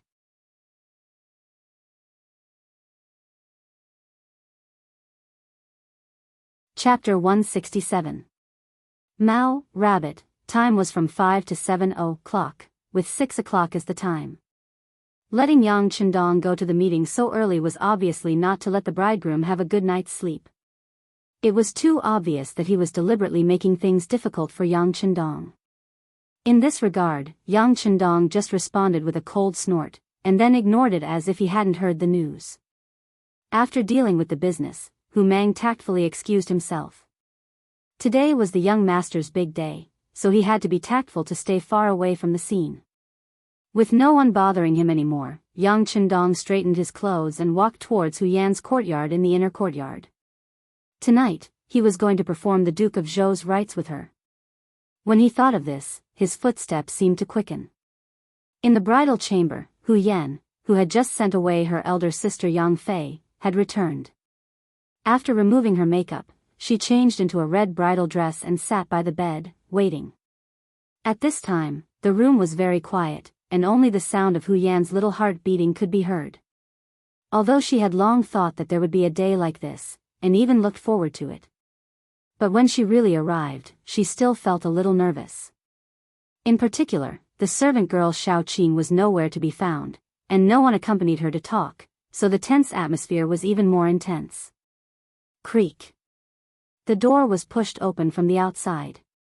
Out of instinct, Hu Yan blurted out, "Is it Xiao Qing?" "What? You don't like Lulang, but Xiao Qing?" With a man's magnetic voice, Yang Chendong, who had changed into a loose red robe, stepped in. Seeing that it was Yang Chendong, Hu Yan's heart beat faster. No, no. What do you mean by no? Do you like Lu Lang more or Xiaoqing more? Yang Qindong knew that she was nervous, but he still teased her, which was also a way to relieve her tension. I like Lu Lang more. At this time, Hu Yan's voice was very low. If it weren't for Yang Qindong's good hearing, he probably wouldn't have heard what she was saying. After saying this, she had lowered her head. He didn't need to look to know how red her face was right now. Ha ha ha. After seeing the answer he was satisfied with, Yang Qindong strode forward, picked up Hu Yan, and put her on the bed. At the same time, he waved his sleeve, and all the red candles in the room were extinguished. I like Yan too.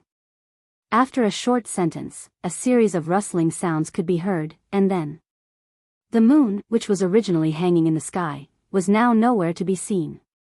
Soon, the entire courtyard was filled with extravagant sounds, 10,000 words omitted. Happy time always passed quickly, and the sky slowly brightened. At the embroidered uniform guard's office, seeing that the time had passed and Yang Qindong still hadn't arrived, Han Ji acted as if he had won the lottery. He quickly went to LV Gui, who was sitting there with his eyes closed. Commander, he didn't come. It seems like he doesn't take your words seriously at all. LV Gui didn't even open his eyes after hearing this. No one knew what he was thinking. His eyeballs kept rolling. According to Han Ji's understanding of LV Gui, he was really angry at this time. It seemed that Yang Qindong wouldn't have a good time. That was the truth. LV Gui still didn't open his eyes, but the words he said made Han Ji feel very relieved. Yang Qindong didn't listen to your orders. Suspend his duties first and spread this decision to all the embroidered uniform guards. Suspension for not attending the meeting. This was LV Gui's trap for Yang Qindong. Or it could be said that he had already planned this, so when he said this, he didn't hesitate at all. Yes. Han Ji was waiting for this sentence. After he agreed, he turned around and left. He was eager to spread the news and let all the embroidered uniform guards know. In the future, he would like to see how arrogant Marquis would be in the future. The embroidered uniform guards and the East faction guards had always been the focus of the security bureau. If there was a situation here, it would be sent to the Yang family village and sent to the director Tiger's man. As for when to show it to the young master, it was up to the director to decide whether the situation was serious or not. After tossing and turning for half the night, Hu Yan fell asleep tired. She vaguely felt that someone was moving beside her. In her mind, she suddenly thought that she was no longer the young lady of the Hu family, but the daughter-in-law of the Yang family. She immediately struggled to get up. Well, baby, sleep a little more. A woman must have enough sleep. Also, there are not so many rules here. Yang Qindong's voice came to her ear. Then she felt a heat on her forehead, and their lips came in close contact. After kissing Hu Yan's forehead, Yang Qindong walked out of the bedroom with a face full of energy. After going out, he saw that Xiaoqing had already prepared the water and was waiting to serve Hu Yan. He smiled and said, "Don't disturb Yan, first, let her sleep a little longer. Also, inform the cook, Yi Qiu'er, to immediately make a fresh nutritious breakfast and send it over when the young lady wakes up." Hearing that Yang Qindong was so concerned about her young lady, Xiaoqing's face was full of joy and she quickly agreed. Yang Qindong strode out of the inner courtyard. From afar, he saw Hu Mang waiting for him with a serious expression on his face. Seeing that Hu Mang's brows were almost knitted together, Yang Qindong approached him and asked, "What's wrong? Did something happen?" "Young master, there's a small matter. The embroidered uniform guards just sent a message saying that you didn't come to the meeting. Lu Gui and the others suspended your position in the embroidered uniform guards." Tiger's man's voice became heavier as he spoke. Obviously, he had a lot of opinions about this matter. Someone dared to make trouble for the young master. With his character, it was best to kill and teach them a good lesson. Suspended? That's fine. Since it's like this young master can have a good rest as a newlywed. Yang Qindong didn't care after hearing this. It was just a position in the embroidered uniform guards. He really didn't care about it. Moreover, something big was about to happen. Lu Gui's actions were just smashing his own foot with a rock. Let's go for a jog. Not taking this information seriously, Yang Qindong smiled at Tiger's Man and started his morning jog. Tiger's Man was happy that the young master's mood wasn't affected by this. He was worried that the young master would be angered, but now it seemed that he worried too much. The young master's mind was as broad as the sea. The news that the valiant Marquis Yang Qindong's position in the embroidered uniform guards was suspended spread like a gust of wind to the ears of all the officials in the capital. Some of the older officials who believed that they had seen and experienced many things couldn't help but sigh. As expected, an official couldn't be too high profile. Just look at the commotion yesterday. Everyone in the capital knew about it. Wasn't he about to suffer retribution soon? Using this matter, who knew how many people called the younger generation of their families to teach them to endure silently, learn the way of the mean, and not stand out too much. As the main character of this matter, Yang Qindong wasn't as depressed as everyone thought. On the contrary, he was leading the 4 girls, plus 7th sister Yang Duo, out of the Yang family manor, heading straight for a place not far away that the common people called Chicken Crow Mountain. Yang Qindong wanted to bring the 5 beauties to the barbecue. For this reason, he had each Xior prepare a lot of ingredients. Tiger's Man, Beta Persei, Chiu V's first guard, and 3 squads of Cold Front members accompanied them. Everyone left the manor. It was currently autumn.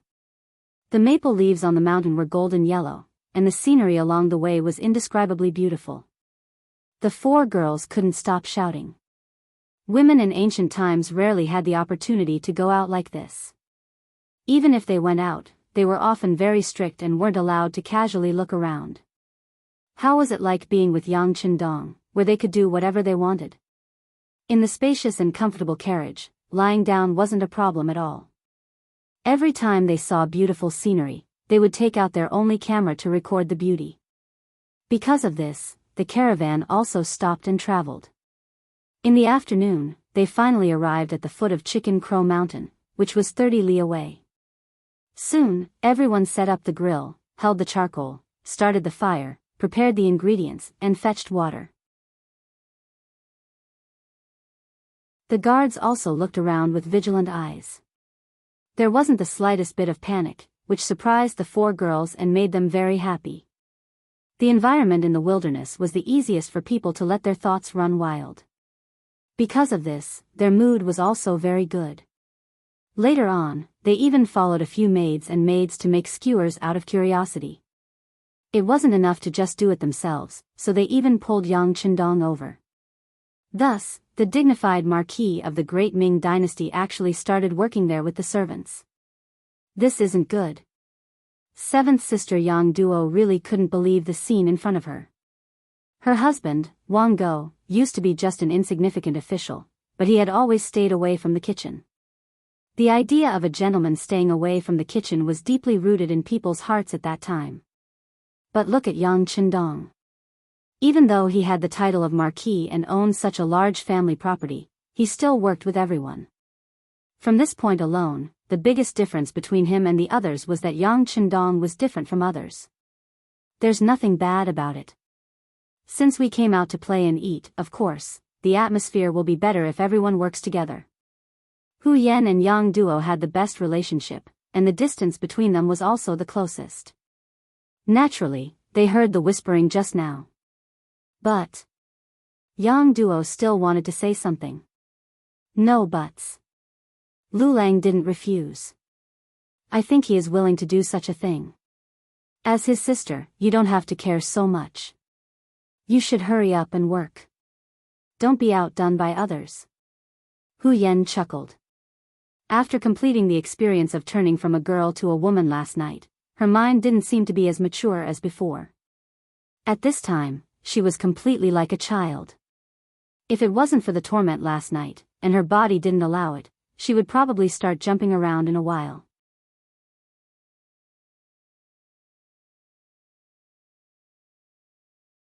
Chapter 168. Yang Duo's doubts were quickly led astray by Hu Yan.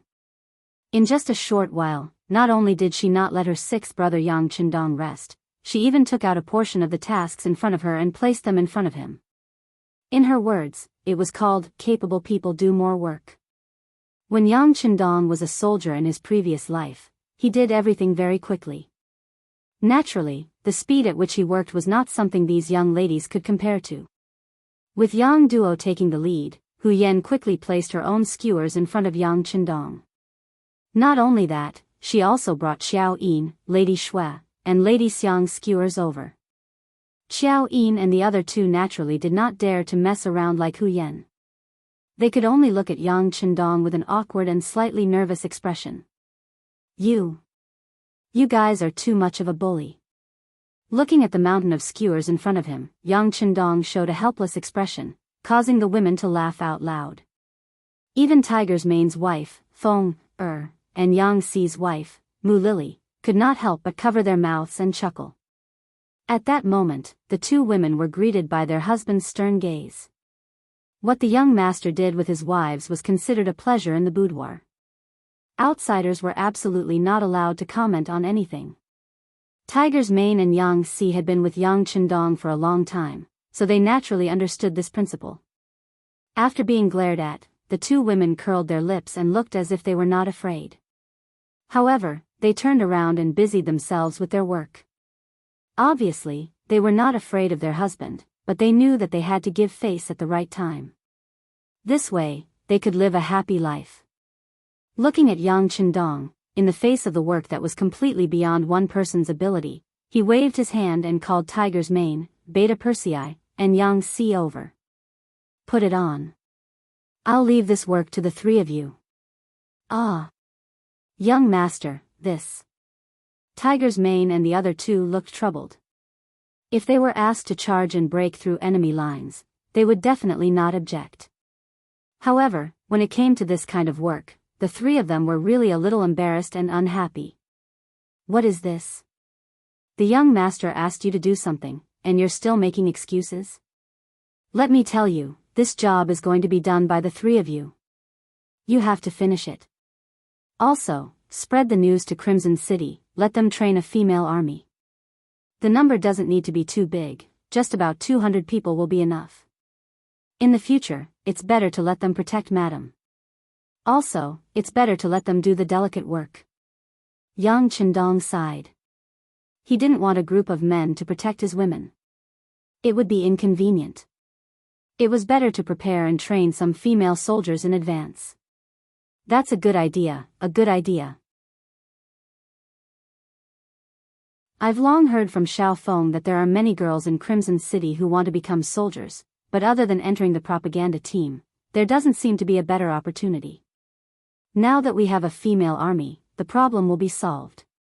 Beta Persei laughed foolishly. "Oh? What problem has been solved? Is it your marriage?" Tiger's Mane laughed after hearing this.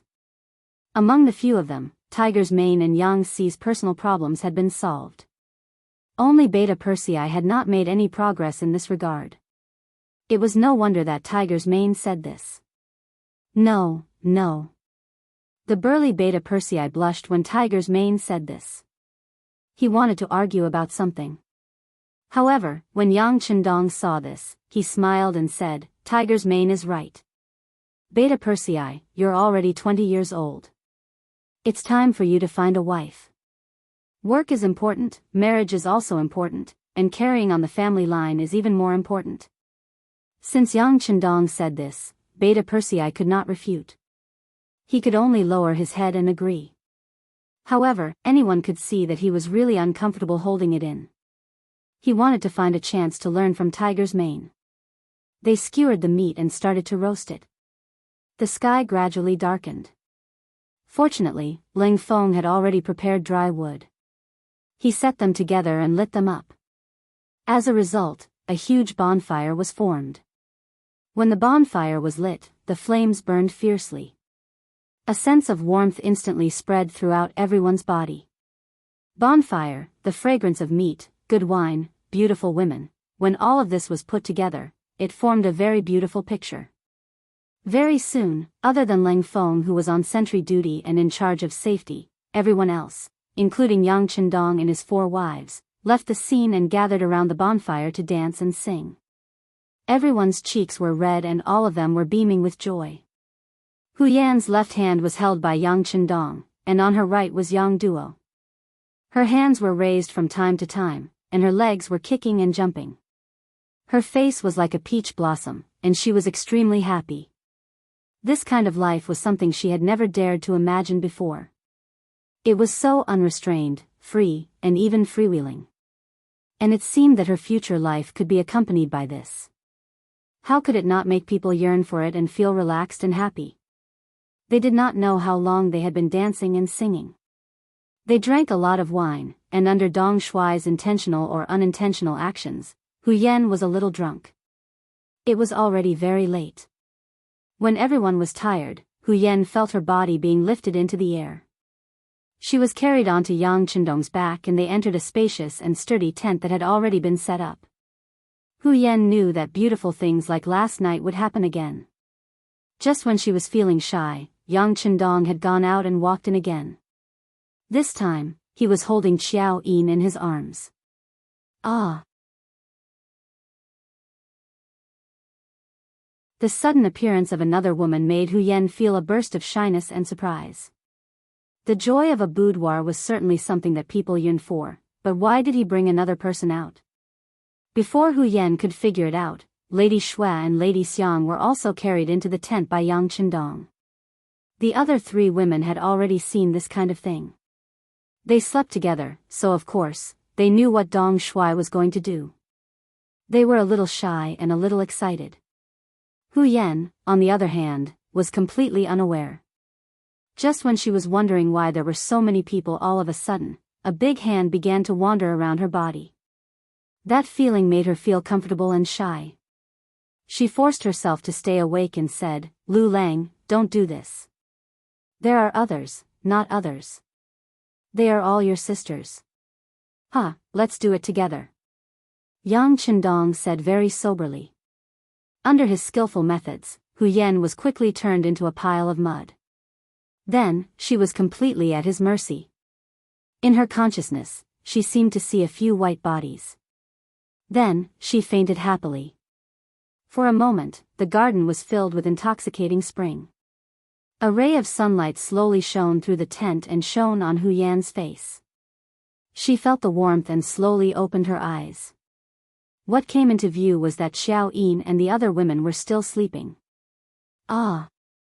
She could not help but exclaim. Her mind instantly recalled some of the things that happened last night. Since she was young, she had never been taught such words and thoughts in her education. For a moment, she could not believe that something like this would happen to her. Xiao Yin, Lady Xue, and Lady Xiang had already woken up. After all, it was not the first time they had done this. Their physical recovery was naturally much better than Hu Yan's. It was only because they did not know how to face it that they pretended to be asleep. However, after this scream, they could no longer pretend. They opened their eyes one by one and saw Hu Yan's tears flowing down the corners of her eyes. Hu Yan's crying made the other 3 women panic. They quickly came forward to comfort her and took the blame, saying that it was all their fault. "No. You are not wrong. It's all his fault. I can't accept this." Hu Yan didn't want to be estranged from her sisters as soon as she came here. Although she was the official wife, she had never thought about how to rely on such an identity to bully others. "Please don't blame Sir. I'm sure Big Sister doesn't know that Sir is especially good in that aspect. None of us can satisfy him." Xiao Yin hated it when people talked bad about Yang Chendong. Even if the person who spoke was Hu Yan, she was still unhappy. "Yes, second sister is right. Sir is indeed very good in that aspect. It's not something we can handle alone." Lady Xue hurriedly said to Xiao Yin. "Sir is working hard outside for our happiness. There are many things he needs to consider. We are just serving him. If we can't satisfy him in this aspect, then aren't we too useless?" Among the women, Lady Xiang, who became Yang Chendong's woman one step ahead of Hu Yan, also expressed her attitude. They did not know when it started, or maybe it was yesterday, but they had automatically made a list. Hu Yan was Yang Chendong's first wife, so she was naturally the eldest sister. Xiao Yin had been with Yang Chendong the longest, so she was naturally the second sister.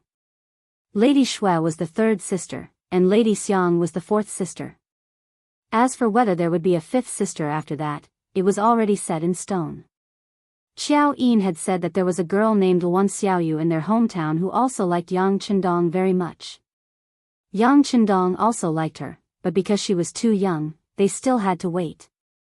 If there was a fifth sister, then who knew if there would be a sixth sister and a seventh sister? However, seeing that Yang Chendong was so young and had such a big family business, it was not surprising that there would be sisters joining him. Hu Yan didn't expect that she would immediately be met with the common resistance of her three younger sisters when she said Yang Chendong's fault in a fit of pique. She quickly changed her words and said, "I don't mean to blame him. It's because things came too suddenly, and I can't accept it, so, it's normal that you can't accept it. I don't blame Big Sister for having such thoughts. However, from now on, we sisters will not forgive anyone who says anything bad about Sir. Especially Big Sister. You must set an example for us." Xiao Yin said this with a rare serious expression. In her heart, Yang Chendong was the sky, the earth, and her everything.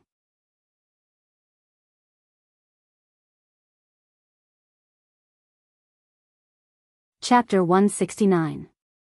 Oh, I got it.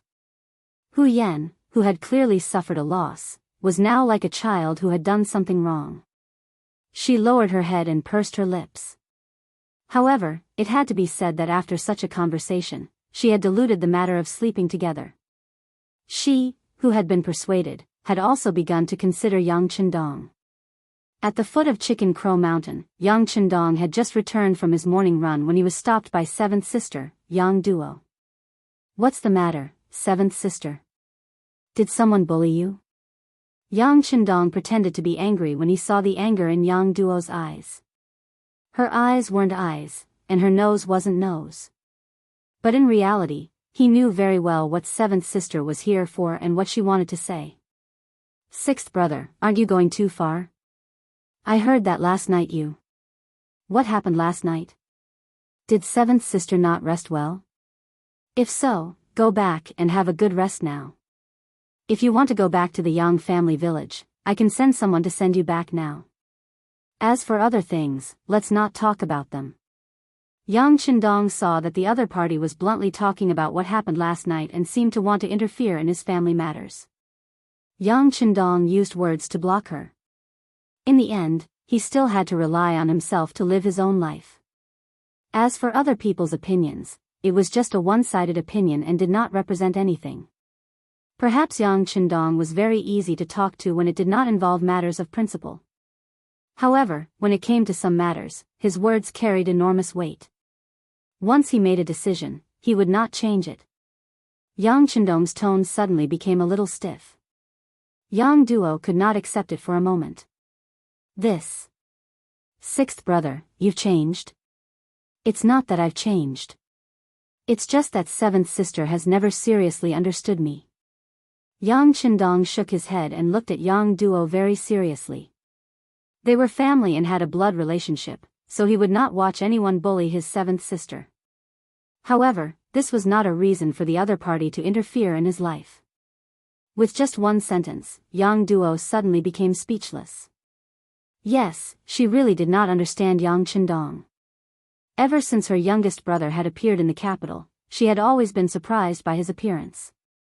Some matters seemed reckless, but they ended with a cause and effect. Some matters seemed unsolvable, but as long as sixth brother made a move, he would always be able to grasp the crux of the matter, and solve it in one step. As a woman, she was only judging from her own point of view. But was her point of view really correct? Even Hu Yan, as the mistress of the house, did not express any doubts. What reason and authority did he have to say anything? "I'm sorry, sixth brother. I'm thinking too much. I think I should go back to the tent and have a good rest." Yang Duo suddenly felt that her behavior was a bit reckless. For a moment, she wanted to find a quiet place to think about it. After saying this, Yang Duo turned around and left. This time, Yang Chendong didn't stop him. He knew that there were some things that he had to figure out himself. Seventh sister, who had already experienced a failed marriage, was most afraid of being hurt in this aspect. Speaking of which, she reminded her out of kindness. However, Yang Duo forgot one thing. Yang Chendong was not Wang Go. After Yang Duo left, Yang Chendong strode back into the tent. After what had happened to seventh sister, he was even prepared to be scolded by Hu Yan. This was his woman, and he should love her. No matter what Hu Yan said, he was prepared to not talk back. When he entered the tent, Xiao Yin and the other two girls had already left.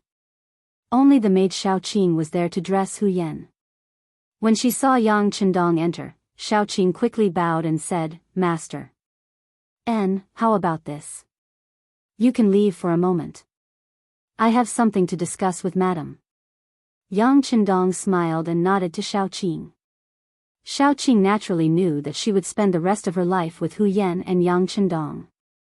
How could she dare to refuse such a small request? She agreed and immediately left. When only the two of them were left in the tent, Hu Yan lowered her head with a blush. Hu Yan was shy. After all, she and her three sisters served Yang Chendong last night. It was a shameful thing. She couldn't adapt for a while and couldn't face it. However, when Yang Chendong saw this scene, he thought that she was angry at him. He hurriedly squatted down and said, It's my fault. I didn't consider your feelings. I was too agitated, so, no." His mouth was suddenly blocked by Hu Yan's small hand. "Lulang, don't say that. As your wife, I didn't consider your feelings. Last night, I was willing." The more she spoke, the lower her head. In the end, her head was about to plunge into Yang Chendong's arms. He didn't expect such a result. For a moment, Yang Chendong was overjoyed. "Really? You're the best. I love you so much." In ancient times, the word love was not so easily spoken. Even when husband and wife spoke words of love, they rarely used the word love. However, when Yang Chendong said the word love, Hu Yan was overjoyed. She felt that she had made the right decision by listening to Xiao Yin and the others. In her happiness, she said happily, "Lulang, I didn't understand you before. You were too tired.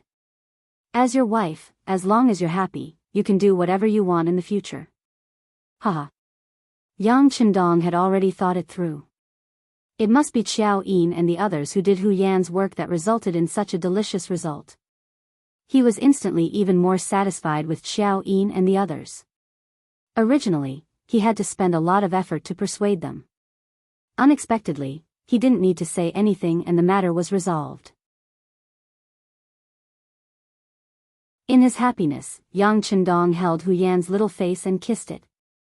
With this kiss, Hu Yan felt her entire body go soft.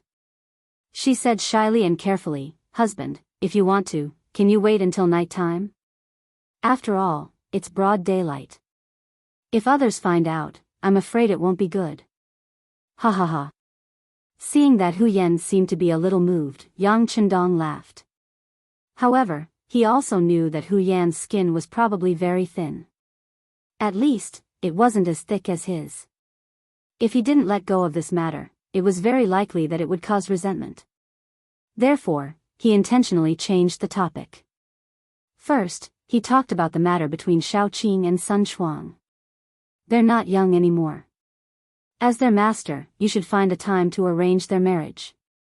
We'll take care of all the expenses. In short, you can't treat Xiao Qing unfairly. After all, she's been with you for so many years, hasn't she? Thank you, sixth young master. Seeing that Yang Chendong had considered the matter so carefully, Hu Yan was very moved and said, "We're husbands. In the future, there's no need to say thanks.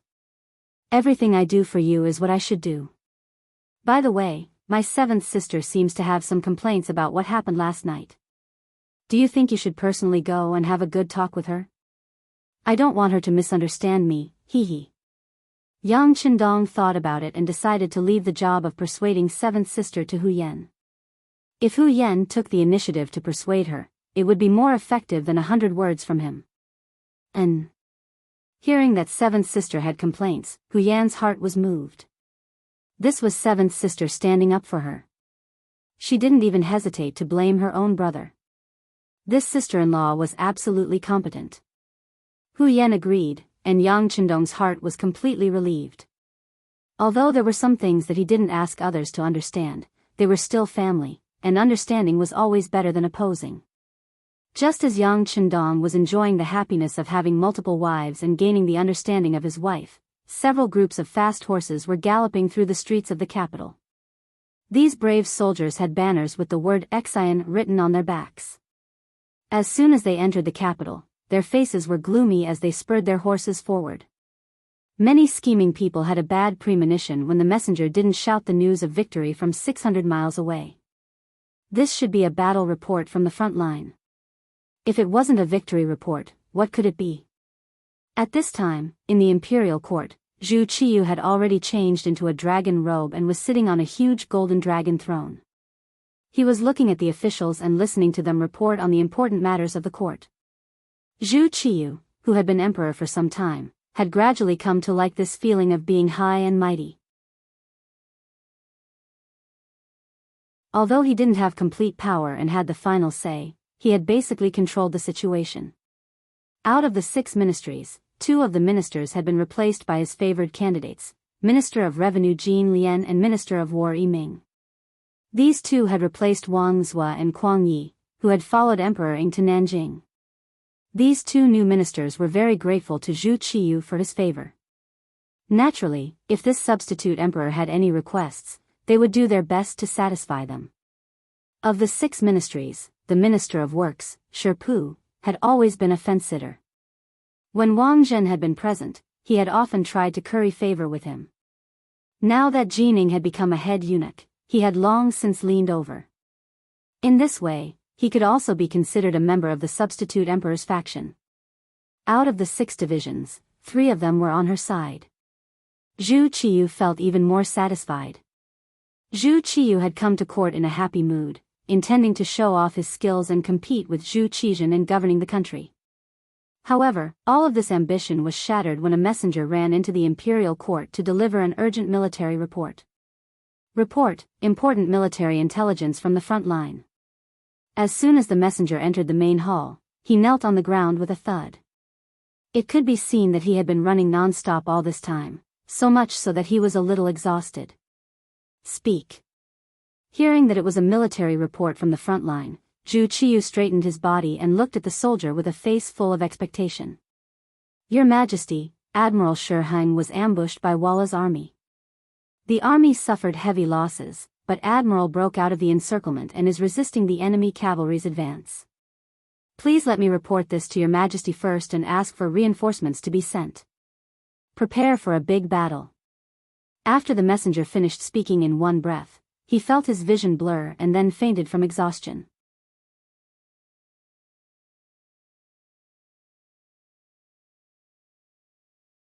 Chapter 170. Quickly, carry him away and treat him. Jining stood at Zhu Qiyu's side, looking at the unconscious soldiers as she spoke to the Huban soldiers outside the imperial court. After saying this, she felt a shadow flicker at her side. Who else could it be but Dai Zong? Just as Zhu Qiyu was about to show off his skills and become a famous monarch to unify the world, he suddenly heard that the front line had been defeated. At this moment, how could he still remain calm? His expression changed greatly, so much so that his body became a little shaky. Dear ministers, how many troops can we mobilize now? Zhu Qiyu forced himself to stay alert upon hearing this report, and he turned his eyes to the new Minister of War, Ming, hoping that he could give a satisfactory result.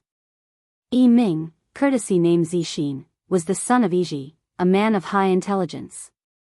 After ascending the throne, Dai Zong had sought the favor of the Minister of Rights and was promoted to Minister of War. he was an official who had been promoted on the front lines. When he first arrived at the Bureau of Military Personnel, his seniority was still shallow, so he did not have complete control over the Bureau of Military Personnel. Now that a problem had arisen, Yiming felt his head ache. But Yiming was still a capable person, and he quickly calmed down. After some thought, he went to the Bureau of Military Personnel and looked at the reports from the various factions and calculated a result. Your Majesty, there are currently only 5,000 soldiers in the capital. If we continue to urgently mobilize them, we should be able to mobilize another 5,000 soldiers in 3 days. In half a month, we should be able to gather an army of 50,000 soldiers.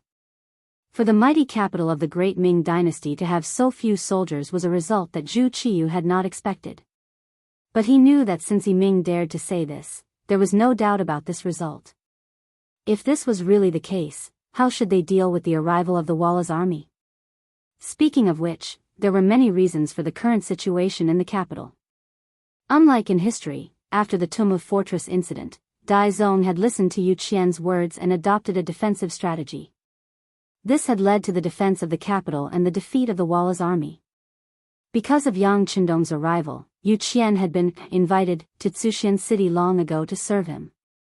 With the idea gone, Shi Heng took command of the army and sent out the majority of the soldiers in and around the capital. Moreover, Zhu Qizhen had declared himself emperor in Nanjing and taken away a portion of his soldiers, leaving the capital suddenly empty of soldiers. Naturally, they were helpless against Walla's army. At this moment, not only Zhu Qiyu, but the other officials were also staring at each other, unable to find a better idea. As the saying goes, even the cleverest housewife cannot cook without rice. Without sufficient military strength, how can one fight a war? Can one rely on words? If they could win with their mouths, there would be no need for the country to support a large number of troops. Among the ministers, Su Yozhen's eyes kept darting around. Relying on his relationship with Yang Qindong, he was promoted again. He was no longer a part of the imperial censor, but went to Taichung Temple to become a Shaoqing. He was in charge of the country's sacrificial ceremonies and was a fourth-grade official. The reason why he was promoted so quickly was naturally because Yang Qindong had helped him with a lot of money. It was also because the original Shaoqing of Taichung Temple, Huang Yangzheng, went to Nanjing with Yingzong, so there was a vacancy. As a fourth-grade official, Su Yozhen already had a stage to display his ambitions. At this moment, when he saw the emperor and the other ministers' difficult expressions, he really wanted to stand up and propose to move the capital to the south. After all, a gentleman would not stand under a dangerous wall. In fact, in history, Su Yozhen was the main official who proposed this idea. But now, this idea just flashed in his mind. It was not for anything else, but because Yingzong had already gone to Nanjing. At this time, what would they mean by going there? It was likely that an internal conflict would be inevitable. And Zhu Qiyu, who was leading the defeated army, really did not know what the chances of winning were. Unable to bring up the matter of moving the capital to the south, Su Yozhen's eyes darted around as he thought of another feasible idea. At this moment, when the other ministers were still thinking about what to do, he had already taken out his ceremonial tablet. He stepped forward and said, "I have something to report." "Minister Su, quickly say it." Seeing that everyone had no idea, but one minister still had a suggestion, Zhu Qiyu suddenly had a feeling of hope. "Your Majesty, the army at the front has suddenly lost, and the capital is in danger. At this time, the first thing to do is to mobilize the troops near the capital to save the emperor. The second thing to do is to choose a general who can lead the army to block the enemy outside the city wall. This will ensure the stability of the Great Ming Dynasty." "That's right, mobilizing the troops after, choosing the general before." Zhu Qiyu felt that it was very reasonable. He immediately said to the Minister of War, "Ming, Minister Yi, you can send a letter to mobilize the troops near the capital to protect the capital." "Yes, Your Majesty." Yi Ming replied and then left the court with his ceremonial tablet. "Good, now everyone, who can lead the army to fight against the Walla army?" Zhu Qiyu's eyes swept across the ministers in the court. The desire in his eyes was very obvious. However, when he asked this question, the entire court fell silent. First, the Tummu Fort's army of 500,000 suffered a crushing defeat, and then General Shi Hang's army of 150,000 was also defeated. Right now, there were only a few thousand men left in the imperial court. Even if they waited for 3 days, their military strength would still be no more than 10,000. How could they resist the elite Walla cavalry? The Walla cavalry could defeat the great Ming army again and again. At this moment, the ministers' faces changed at the mention of this tiger. The crowd of officials didn't speak.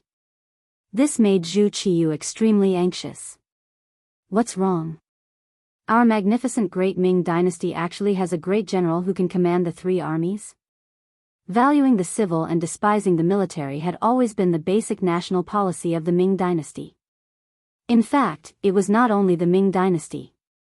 It was the same from the earliest Han dynasty to the Tang dynasty and the Song dynasty. After all, the military was strong and the civil was weak, which was not good for the stability of the country. In the Ming dynasty, this situation was even more obvious. Normally, when the military met the civil officials, it was very rare for the military to be able to straighten their backs. It was just like Shi Sheng in the past. However, a Jianghu of the Brocade Guard could bully a famous general, Zhang Fu, and invade his land. It was no wonder that when Zhu Qiyu asked this question, the civil officials and the military officials did not speak. Is there really no brave general who dares to face the Walla army? Zhu Qiyu asked loudly in anger. At this moment, he really wanted to roar, "If none of you go, do you want us to personally lead the army?" However, when he thought of his elder brother Zhu Qizhen's end, this thought quickly disappeared without a trace. He did not want to be the second emperor who lost an army. What if he was captured by the enemy when the time came? What should he do? Zhu Qiyu's face was full of anger. He criticized the officials that he usually raised for being useless. Ji Ning saw that the situation in the court had worsened and reminded him in a low voice, "Your Majesty, this matter needs to be discussed at length. It is better to dismiss the court first and wait until tomorrow morning to make a decision." The courtiers were not completely loyal to him. The most important thing was that there was still Zhu Qizhen in Nanjing for everyone to rely on. Even if he really got angry here, not only would it be useless, it was likely to lead to a backlash from the courtiers. If they collectively left, then his position as the emperor would come to an end. Forget it, forget it. Everyone, go back and think about it carefully. Wait until tomorrow morning. No matter what, you must choose a candidate. Dismiss the court. Zhu Qiyu was very helpless. Although he had become the emperor, this emperor did not seem to be as powerful as the previous Ming dynasty emperors.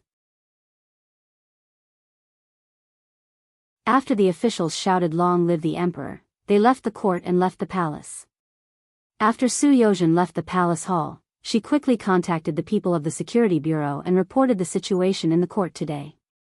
At this time, Yang Chendong had already returned to the Yang family manor from the foot of Ji Ming Mountain with the women. Originally, the women wanted to play for a few more days, but tomorrow was the time for Hu Yen to return home. This was an important matter for the first madam, so Yang Chendong naturally had to take care of it. He returned to the Yang family manor in advance to make preparations. On the way back, the people of the security bureau came over and reported everything that happened in the court. The group had stopped. Yang Chendong stood on the side of the road and listened to the report of the staff of the security bureau. In the carriage, Xiao Yin looked at this scene through the curtain and couldn't help but say, "Sir is busy with important matters again. Unfortunately, we can't help much. The only thing we can do is to make him happy when he sees us. Don't make him angry and satisfy all his requests." "You're right, second sister." Lady Xue and Lady Xiang hurriedly agreed. Looking at Hu Yen, although she didn't say anything at this time, from her concerned eyes, it could be seen that she had accepted the fact that she slept with him. Even if the other women could understand Yang Chendong, as the wife, why couldn't she understand? On the side of the road, after carefully listening to what happened in the court, Yang Chendong sighed. Although the wheel of history had changed because of his appearance, the defense of the capital still had to start as scheduled. Since history had changed, Yang Qindong couldn't accurately predict what would happen, and naturally couldn't make plans in advance. But since the emperor asked to recommend a general to lead the army, he was somewhat interested. First, this was a good opportunity for him to show his talent. Second, it was a good opportunity to consolidate his strength and expand his influence. Third, and most importantly, Yang Qindong would never allow the other races to have any ideas about the Han people and cause any destruction. Back then, Kuang Yi and Wang Zhua, the two ministers of the 6 ministries, wrote to him, saying that he had saved Yingzong's life, and that he would have more room to develop in Nanjing than in the capital. The environment would also be better. But Yang Qindong still refused. That was because there was a strong enemy in the capital, Walla, while Nanjing was very safe.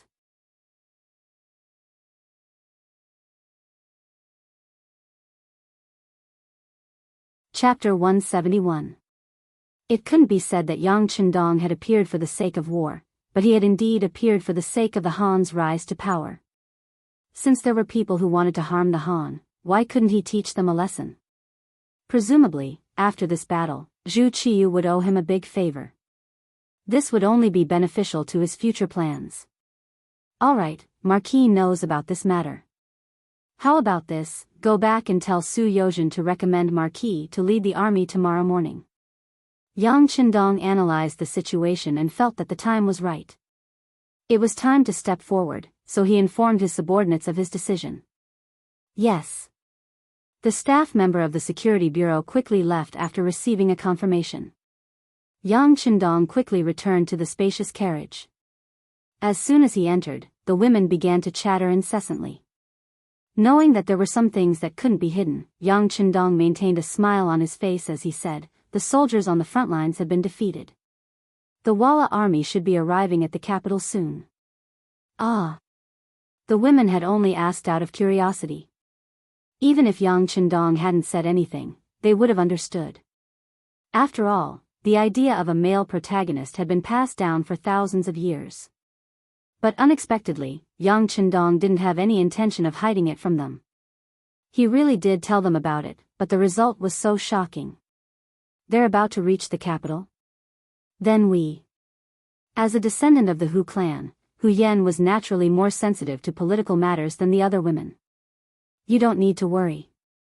With 6th brother here, no one in this world can harm you. You just need to properly stay in the Yang clan manner. Yang Qindong spoke with an incomparably resolute voice. At this moment, Yang Qindong was so confident that the 4 women were mesmerized and unable to extricate themselves. Sensing that the 4 women weren't panicking anymore, Yang Qindong smiled and said, "All right, let's do what we need to do now. The immortal abode and realm beyond heaven need to operate normally to calm the people. If possible, if there's a property market nearby that's willing to sell at a suitable price, we can buy it. It's also time to expand our operations." To ordinary people, war was naturally a disaster. But to some people, it was filled with countless business opportunities. Everything depended on your position, what kind of information you could obtain, and what kind of authority you held. Yang Qindong didn't lack any of these 3 things. If he couldn't maximize his benefits in this situation, then all his previous preparations and plans would be meaningless. Buy. This was the first order Yang Qindong gave to Hu Yan and the others, as well as the first mission of his wives. For the sake of making the best of the situation, a total of 5 million taels of silver had been moved out of the cellar of the Yang clan manor. This was all prepared by Yang Qindong before the construction of the Ethwood fortress. It was all for the sake of dealing with the current situation. Tell Leng Song to pick up the pace. Be more daring. We have to reach the capital within 5 days. Yang Qindong looked at Leng Feng and his brothers, who were carrying so much silver that their hands were about to go limp. Even though he was giving orders to Tiger's Mane, he was thinking of another problem. If moving silver was so troublesome, it seemed like it was time to consider the issue of banknotes. The appearance of banknotes was a huge step forward in the history of currency. Some people in the world of currency believed that the origin of banknotes in China could be traced back to the white deerskin coin, of Emperor Wu's time and the flying money of the Tang dynasty. The flying money was actually just a currency exchange business. It did not enter into circulation and did not function as a currency, so it was not a true banknote. The banknotes of Sichuan and Chengdu during the Northern Song dynasty were the beginning of the true banknotes. But for various reasons, the system was not perfect, and in the end, it was not developed on a large scale. In the Yuan dynasty and Ming dynasty, although the banknote system was further improved, it was still difficult for it to be accepted by the people. At the end of the Qing dynasty, the Qing dynasty's economy was in trouble, and the treasury was empty. In order to raise money for the military, they had to change their original plan of not printing banknotes for 200 years. In the third year of Xianfeng, 1853, the first banknote of the Ministry of Revenue was printed. This time, the banknotes of the Ministry of Revenue were divided into 5 types of silver: 1 tael, 3 taels, 5 taels, 10 taels, and 50 taels. In the middle of the banknotes were written in both Manchu and Chinese characters, Ministry of Revenue official banknote. It was from then on that banknotes became one of the paper currencies that could be circulated. Although the Ming dynasty also had official banknotes, most of them were internal transactions between officials. Ordinary people and even merchants rarely participated in them. The imperfection of the system meant that these banknotes could be turned into waste paper at any time. Who would dare to use silver to exchange for them? Not to mention other people, but even Yang Qindong himself did not trust the Ming dynasty government. This government was made up of officials, and the speed at which it changed was so fast that it made one's eyes blur. Who would dare to take out all of their wealth to exchange for banknotes? Perhaps the moment one exchanged for it, the Genie guards and the East faction guards would come to raid one's home. For example, Yang Qindong's 5 million taels of silver had never been exposed. He believed that if he really trusted the great Ming dynasty, Wang Zhen would have already made a move on him and would not have waited until it had developed to such a scale. It was because the banknote system was not recognized by many that Yang Qindong wanted to do something about it. In his later life, he had seen the power of the state-owned banks, so he could naturally see the huge benefits involved. As for the risks, with the Yang Xie's new army as his backing, he was not afraid of others plotting against him. Perhaps he was still thinking that if others had such thoughts, he would have a good reason to deal with them. While Yang Qindong was still thinking about his grand plans, the capital was already in chaos. As the officials returned home from the court, the news of the Ming dynasty's defeat spread like wildfire. For a time, all sorts of things were said, and in a state of panic, a small number of people left the capital and headed south. Although there were not many of them, most of them were merchants. They had all left in fear after hearing that the Ming dynasty's army was defeated and that the Walla was about to arrive at the capital. When these people left, most of them took with them a large amount of cash from their homes. Perhaps it was said that merchants valued profits, and patriotism was not as reliable as profits. The departure of a portion of merchants caused the already tense atmosphere in the capital to become even more chaotic. Even some of the common people began to pack up. After 2 consecutive defeats and the loss of the Ming dynasty's elites, they did not have much confidence that they could defeat the Walla. If they did not leave, they would most likely meet with misfortune. Not to mention, in the afternoon of that day, there was a rumor that the Walla cavalry drank human blood and ate human flesh to survive. Once captured, the women would naturally be humiliated, and the men and children would become food in their mouths. This news was far more effective than people saying that the Walla cavalry was brave and good in battle. The direct result was that a large number of people gathered at the city gate. If it was not for the city gate being closed at the time, who knew how many people would have left? The so-called news of the Walla eating humans was naturally released by the Security Bureau in order to attract big hoodlums and fish in troubled waters. However, this action seemed to be a little too big. At that time, the common people were not well informed and their knowledge was limited. Thus, they really believed the rumors, and in a short period of time, a wave of people left the city. The situation at the city gate quickly spread to the palace and into the ears of the acting patriarch, Zhu Qiyu. When he heard that his people were so panicked, the new emperor was scared out of his wits. If the capital became an empty city, how could it resist the Walla army? Could it be that he, the new emperor, was going to abandon the city and flee? If that was the case, where could he go? Zhu Qizhen of the Ying sect was probably waiting for him to make a fool of himself. Go and find out who spread the rumors. After we catch them, we will cut them into pieces. Zhu Qiyu's eyes seemed to spit fire as he spoke. Your Majesty, the embroidered uniform guards and the Eastern Depot will naturally investigate this matter. However, what is more important is how to pacify the people in the city. If these people really do leave the capital, then... Jining, who had been urgently summoned, did not elaborate on what would happen. But one could imagine that if the capital became empty, the emperor would truly be a loner. In that case, this emperor would have undoubtedly failed. No. We can't let them leave. Beloved subject, do you have a good plan? Zhu Qiyu naturally understood the severity of the situation if things continued to develop like this, so he urgently asked Jining if he had any good ideas. Your Majesty, this subject is incompetent and does not have a better plan for now. However, in order to prevent the situation from spiraling out of control, this subject suggests that we temporarily close the city gates and allow only small towns to enter and exit. Moreover, we must conduct inspections and forbid the common people from taking money out of the city. In this way, the family property will naturally remain here and will not leave. As for how to deal with the Wallace soldiers, Your Majesty must preside over tomorrow's morning court and discuss with the other officials a plan. Jining had never seen anything like this before. Although he had followed several emperors and seen their ability to govern, this was mostly a power struggle between the emperor and the court officials. This was the first time he had ever seen an army pressing down on the capital. Zhu Qiyu was somewhat panicked, but he felt that Jin Ying's words were somewhat reasonable. He immediately agreed and placed all his hopes on tomorrow's morning court.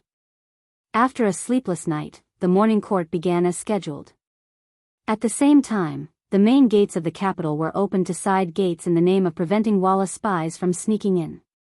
Strict inspections were also carried out, and if anyone was found to be leaving the capital with large amounts of money, they would be arrested on the spot for all sorts of unnecessary crimes. Although this method was somewhat forceful, it truly did prevent the common people from leaving the capital. You're tuning into the Carefree Valley YouTube channel. Don't forget to subscribe and join us on this journey to catch the most captivating stories.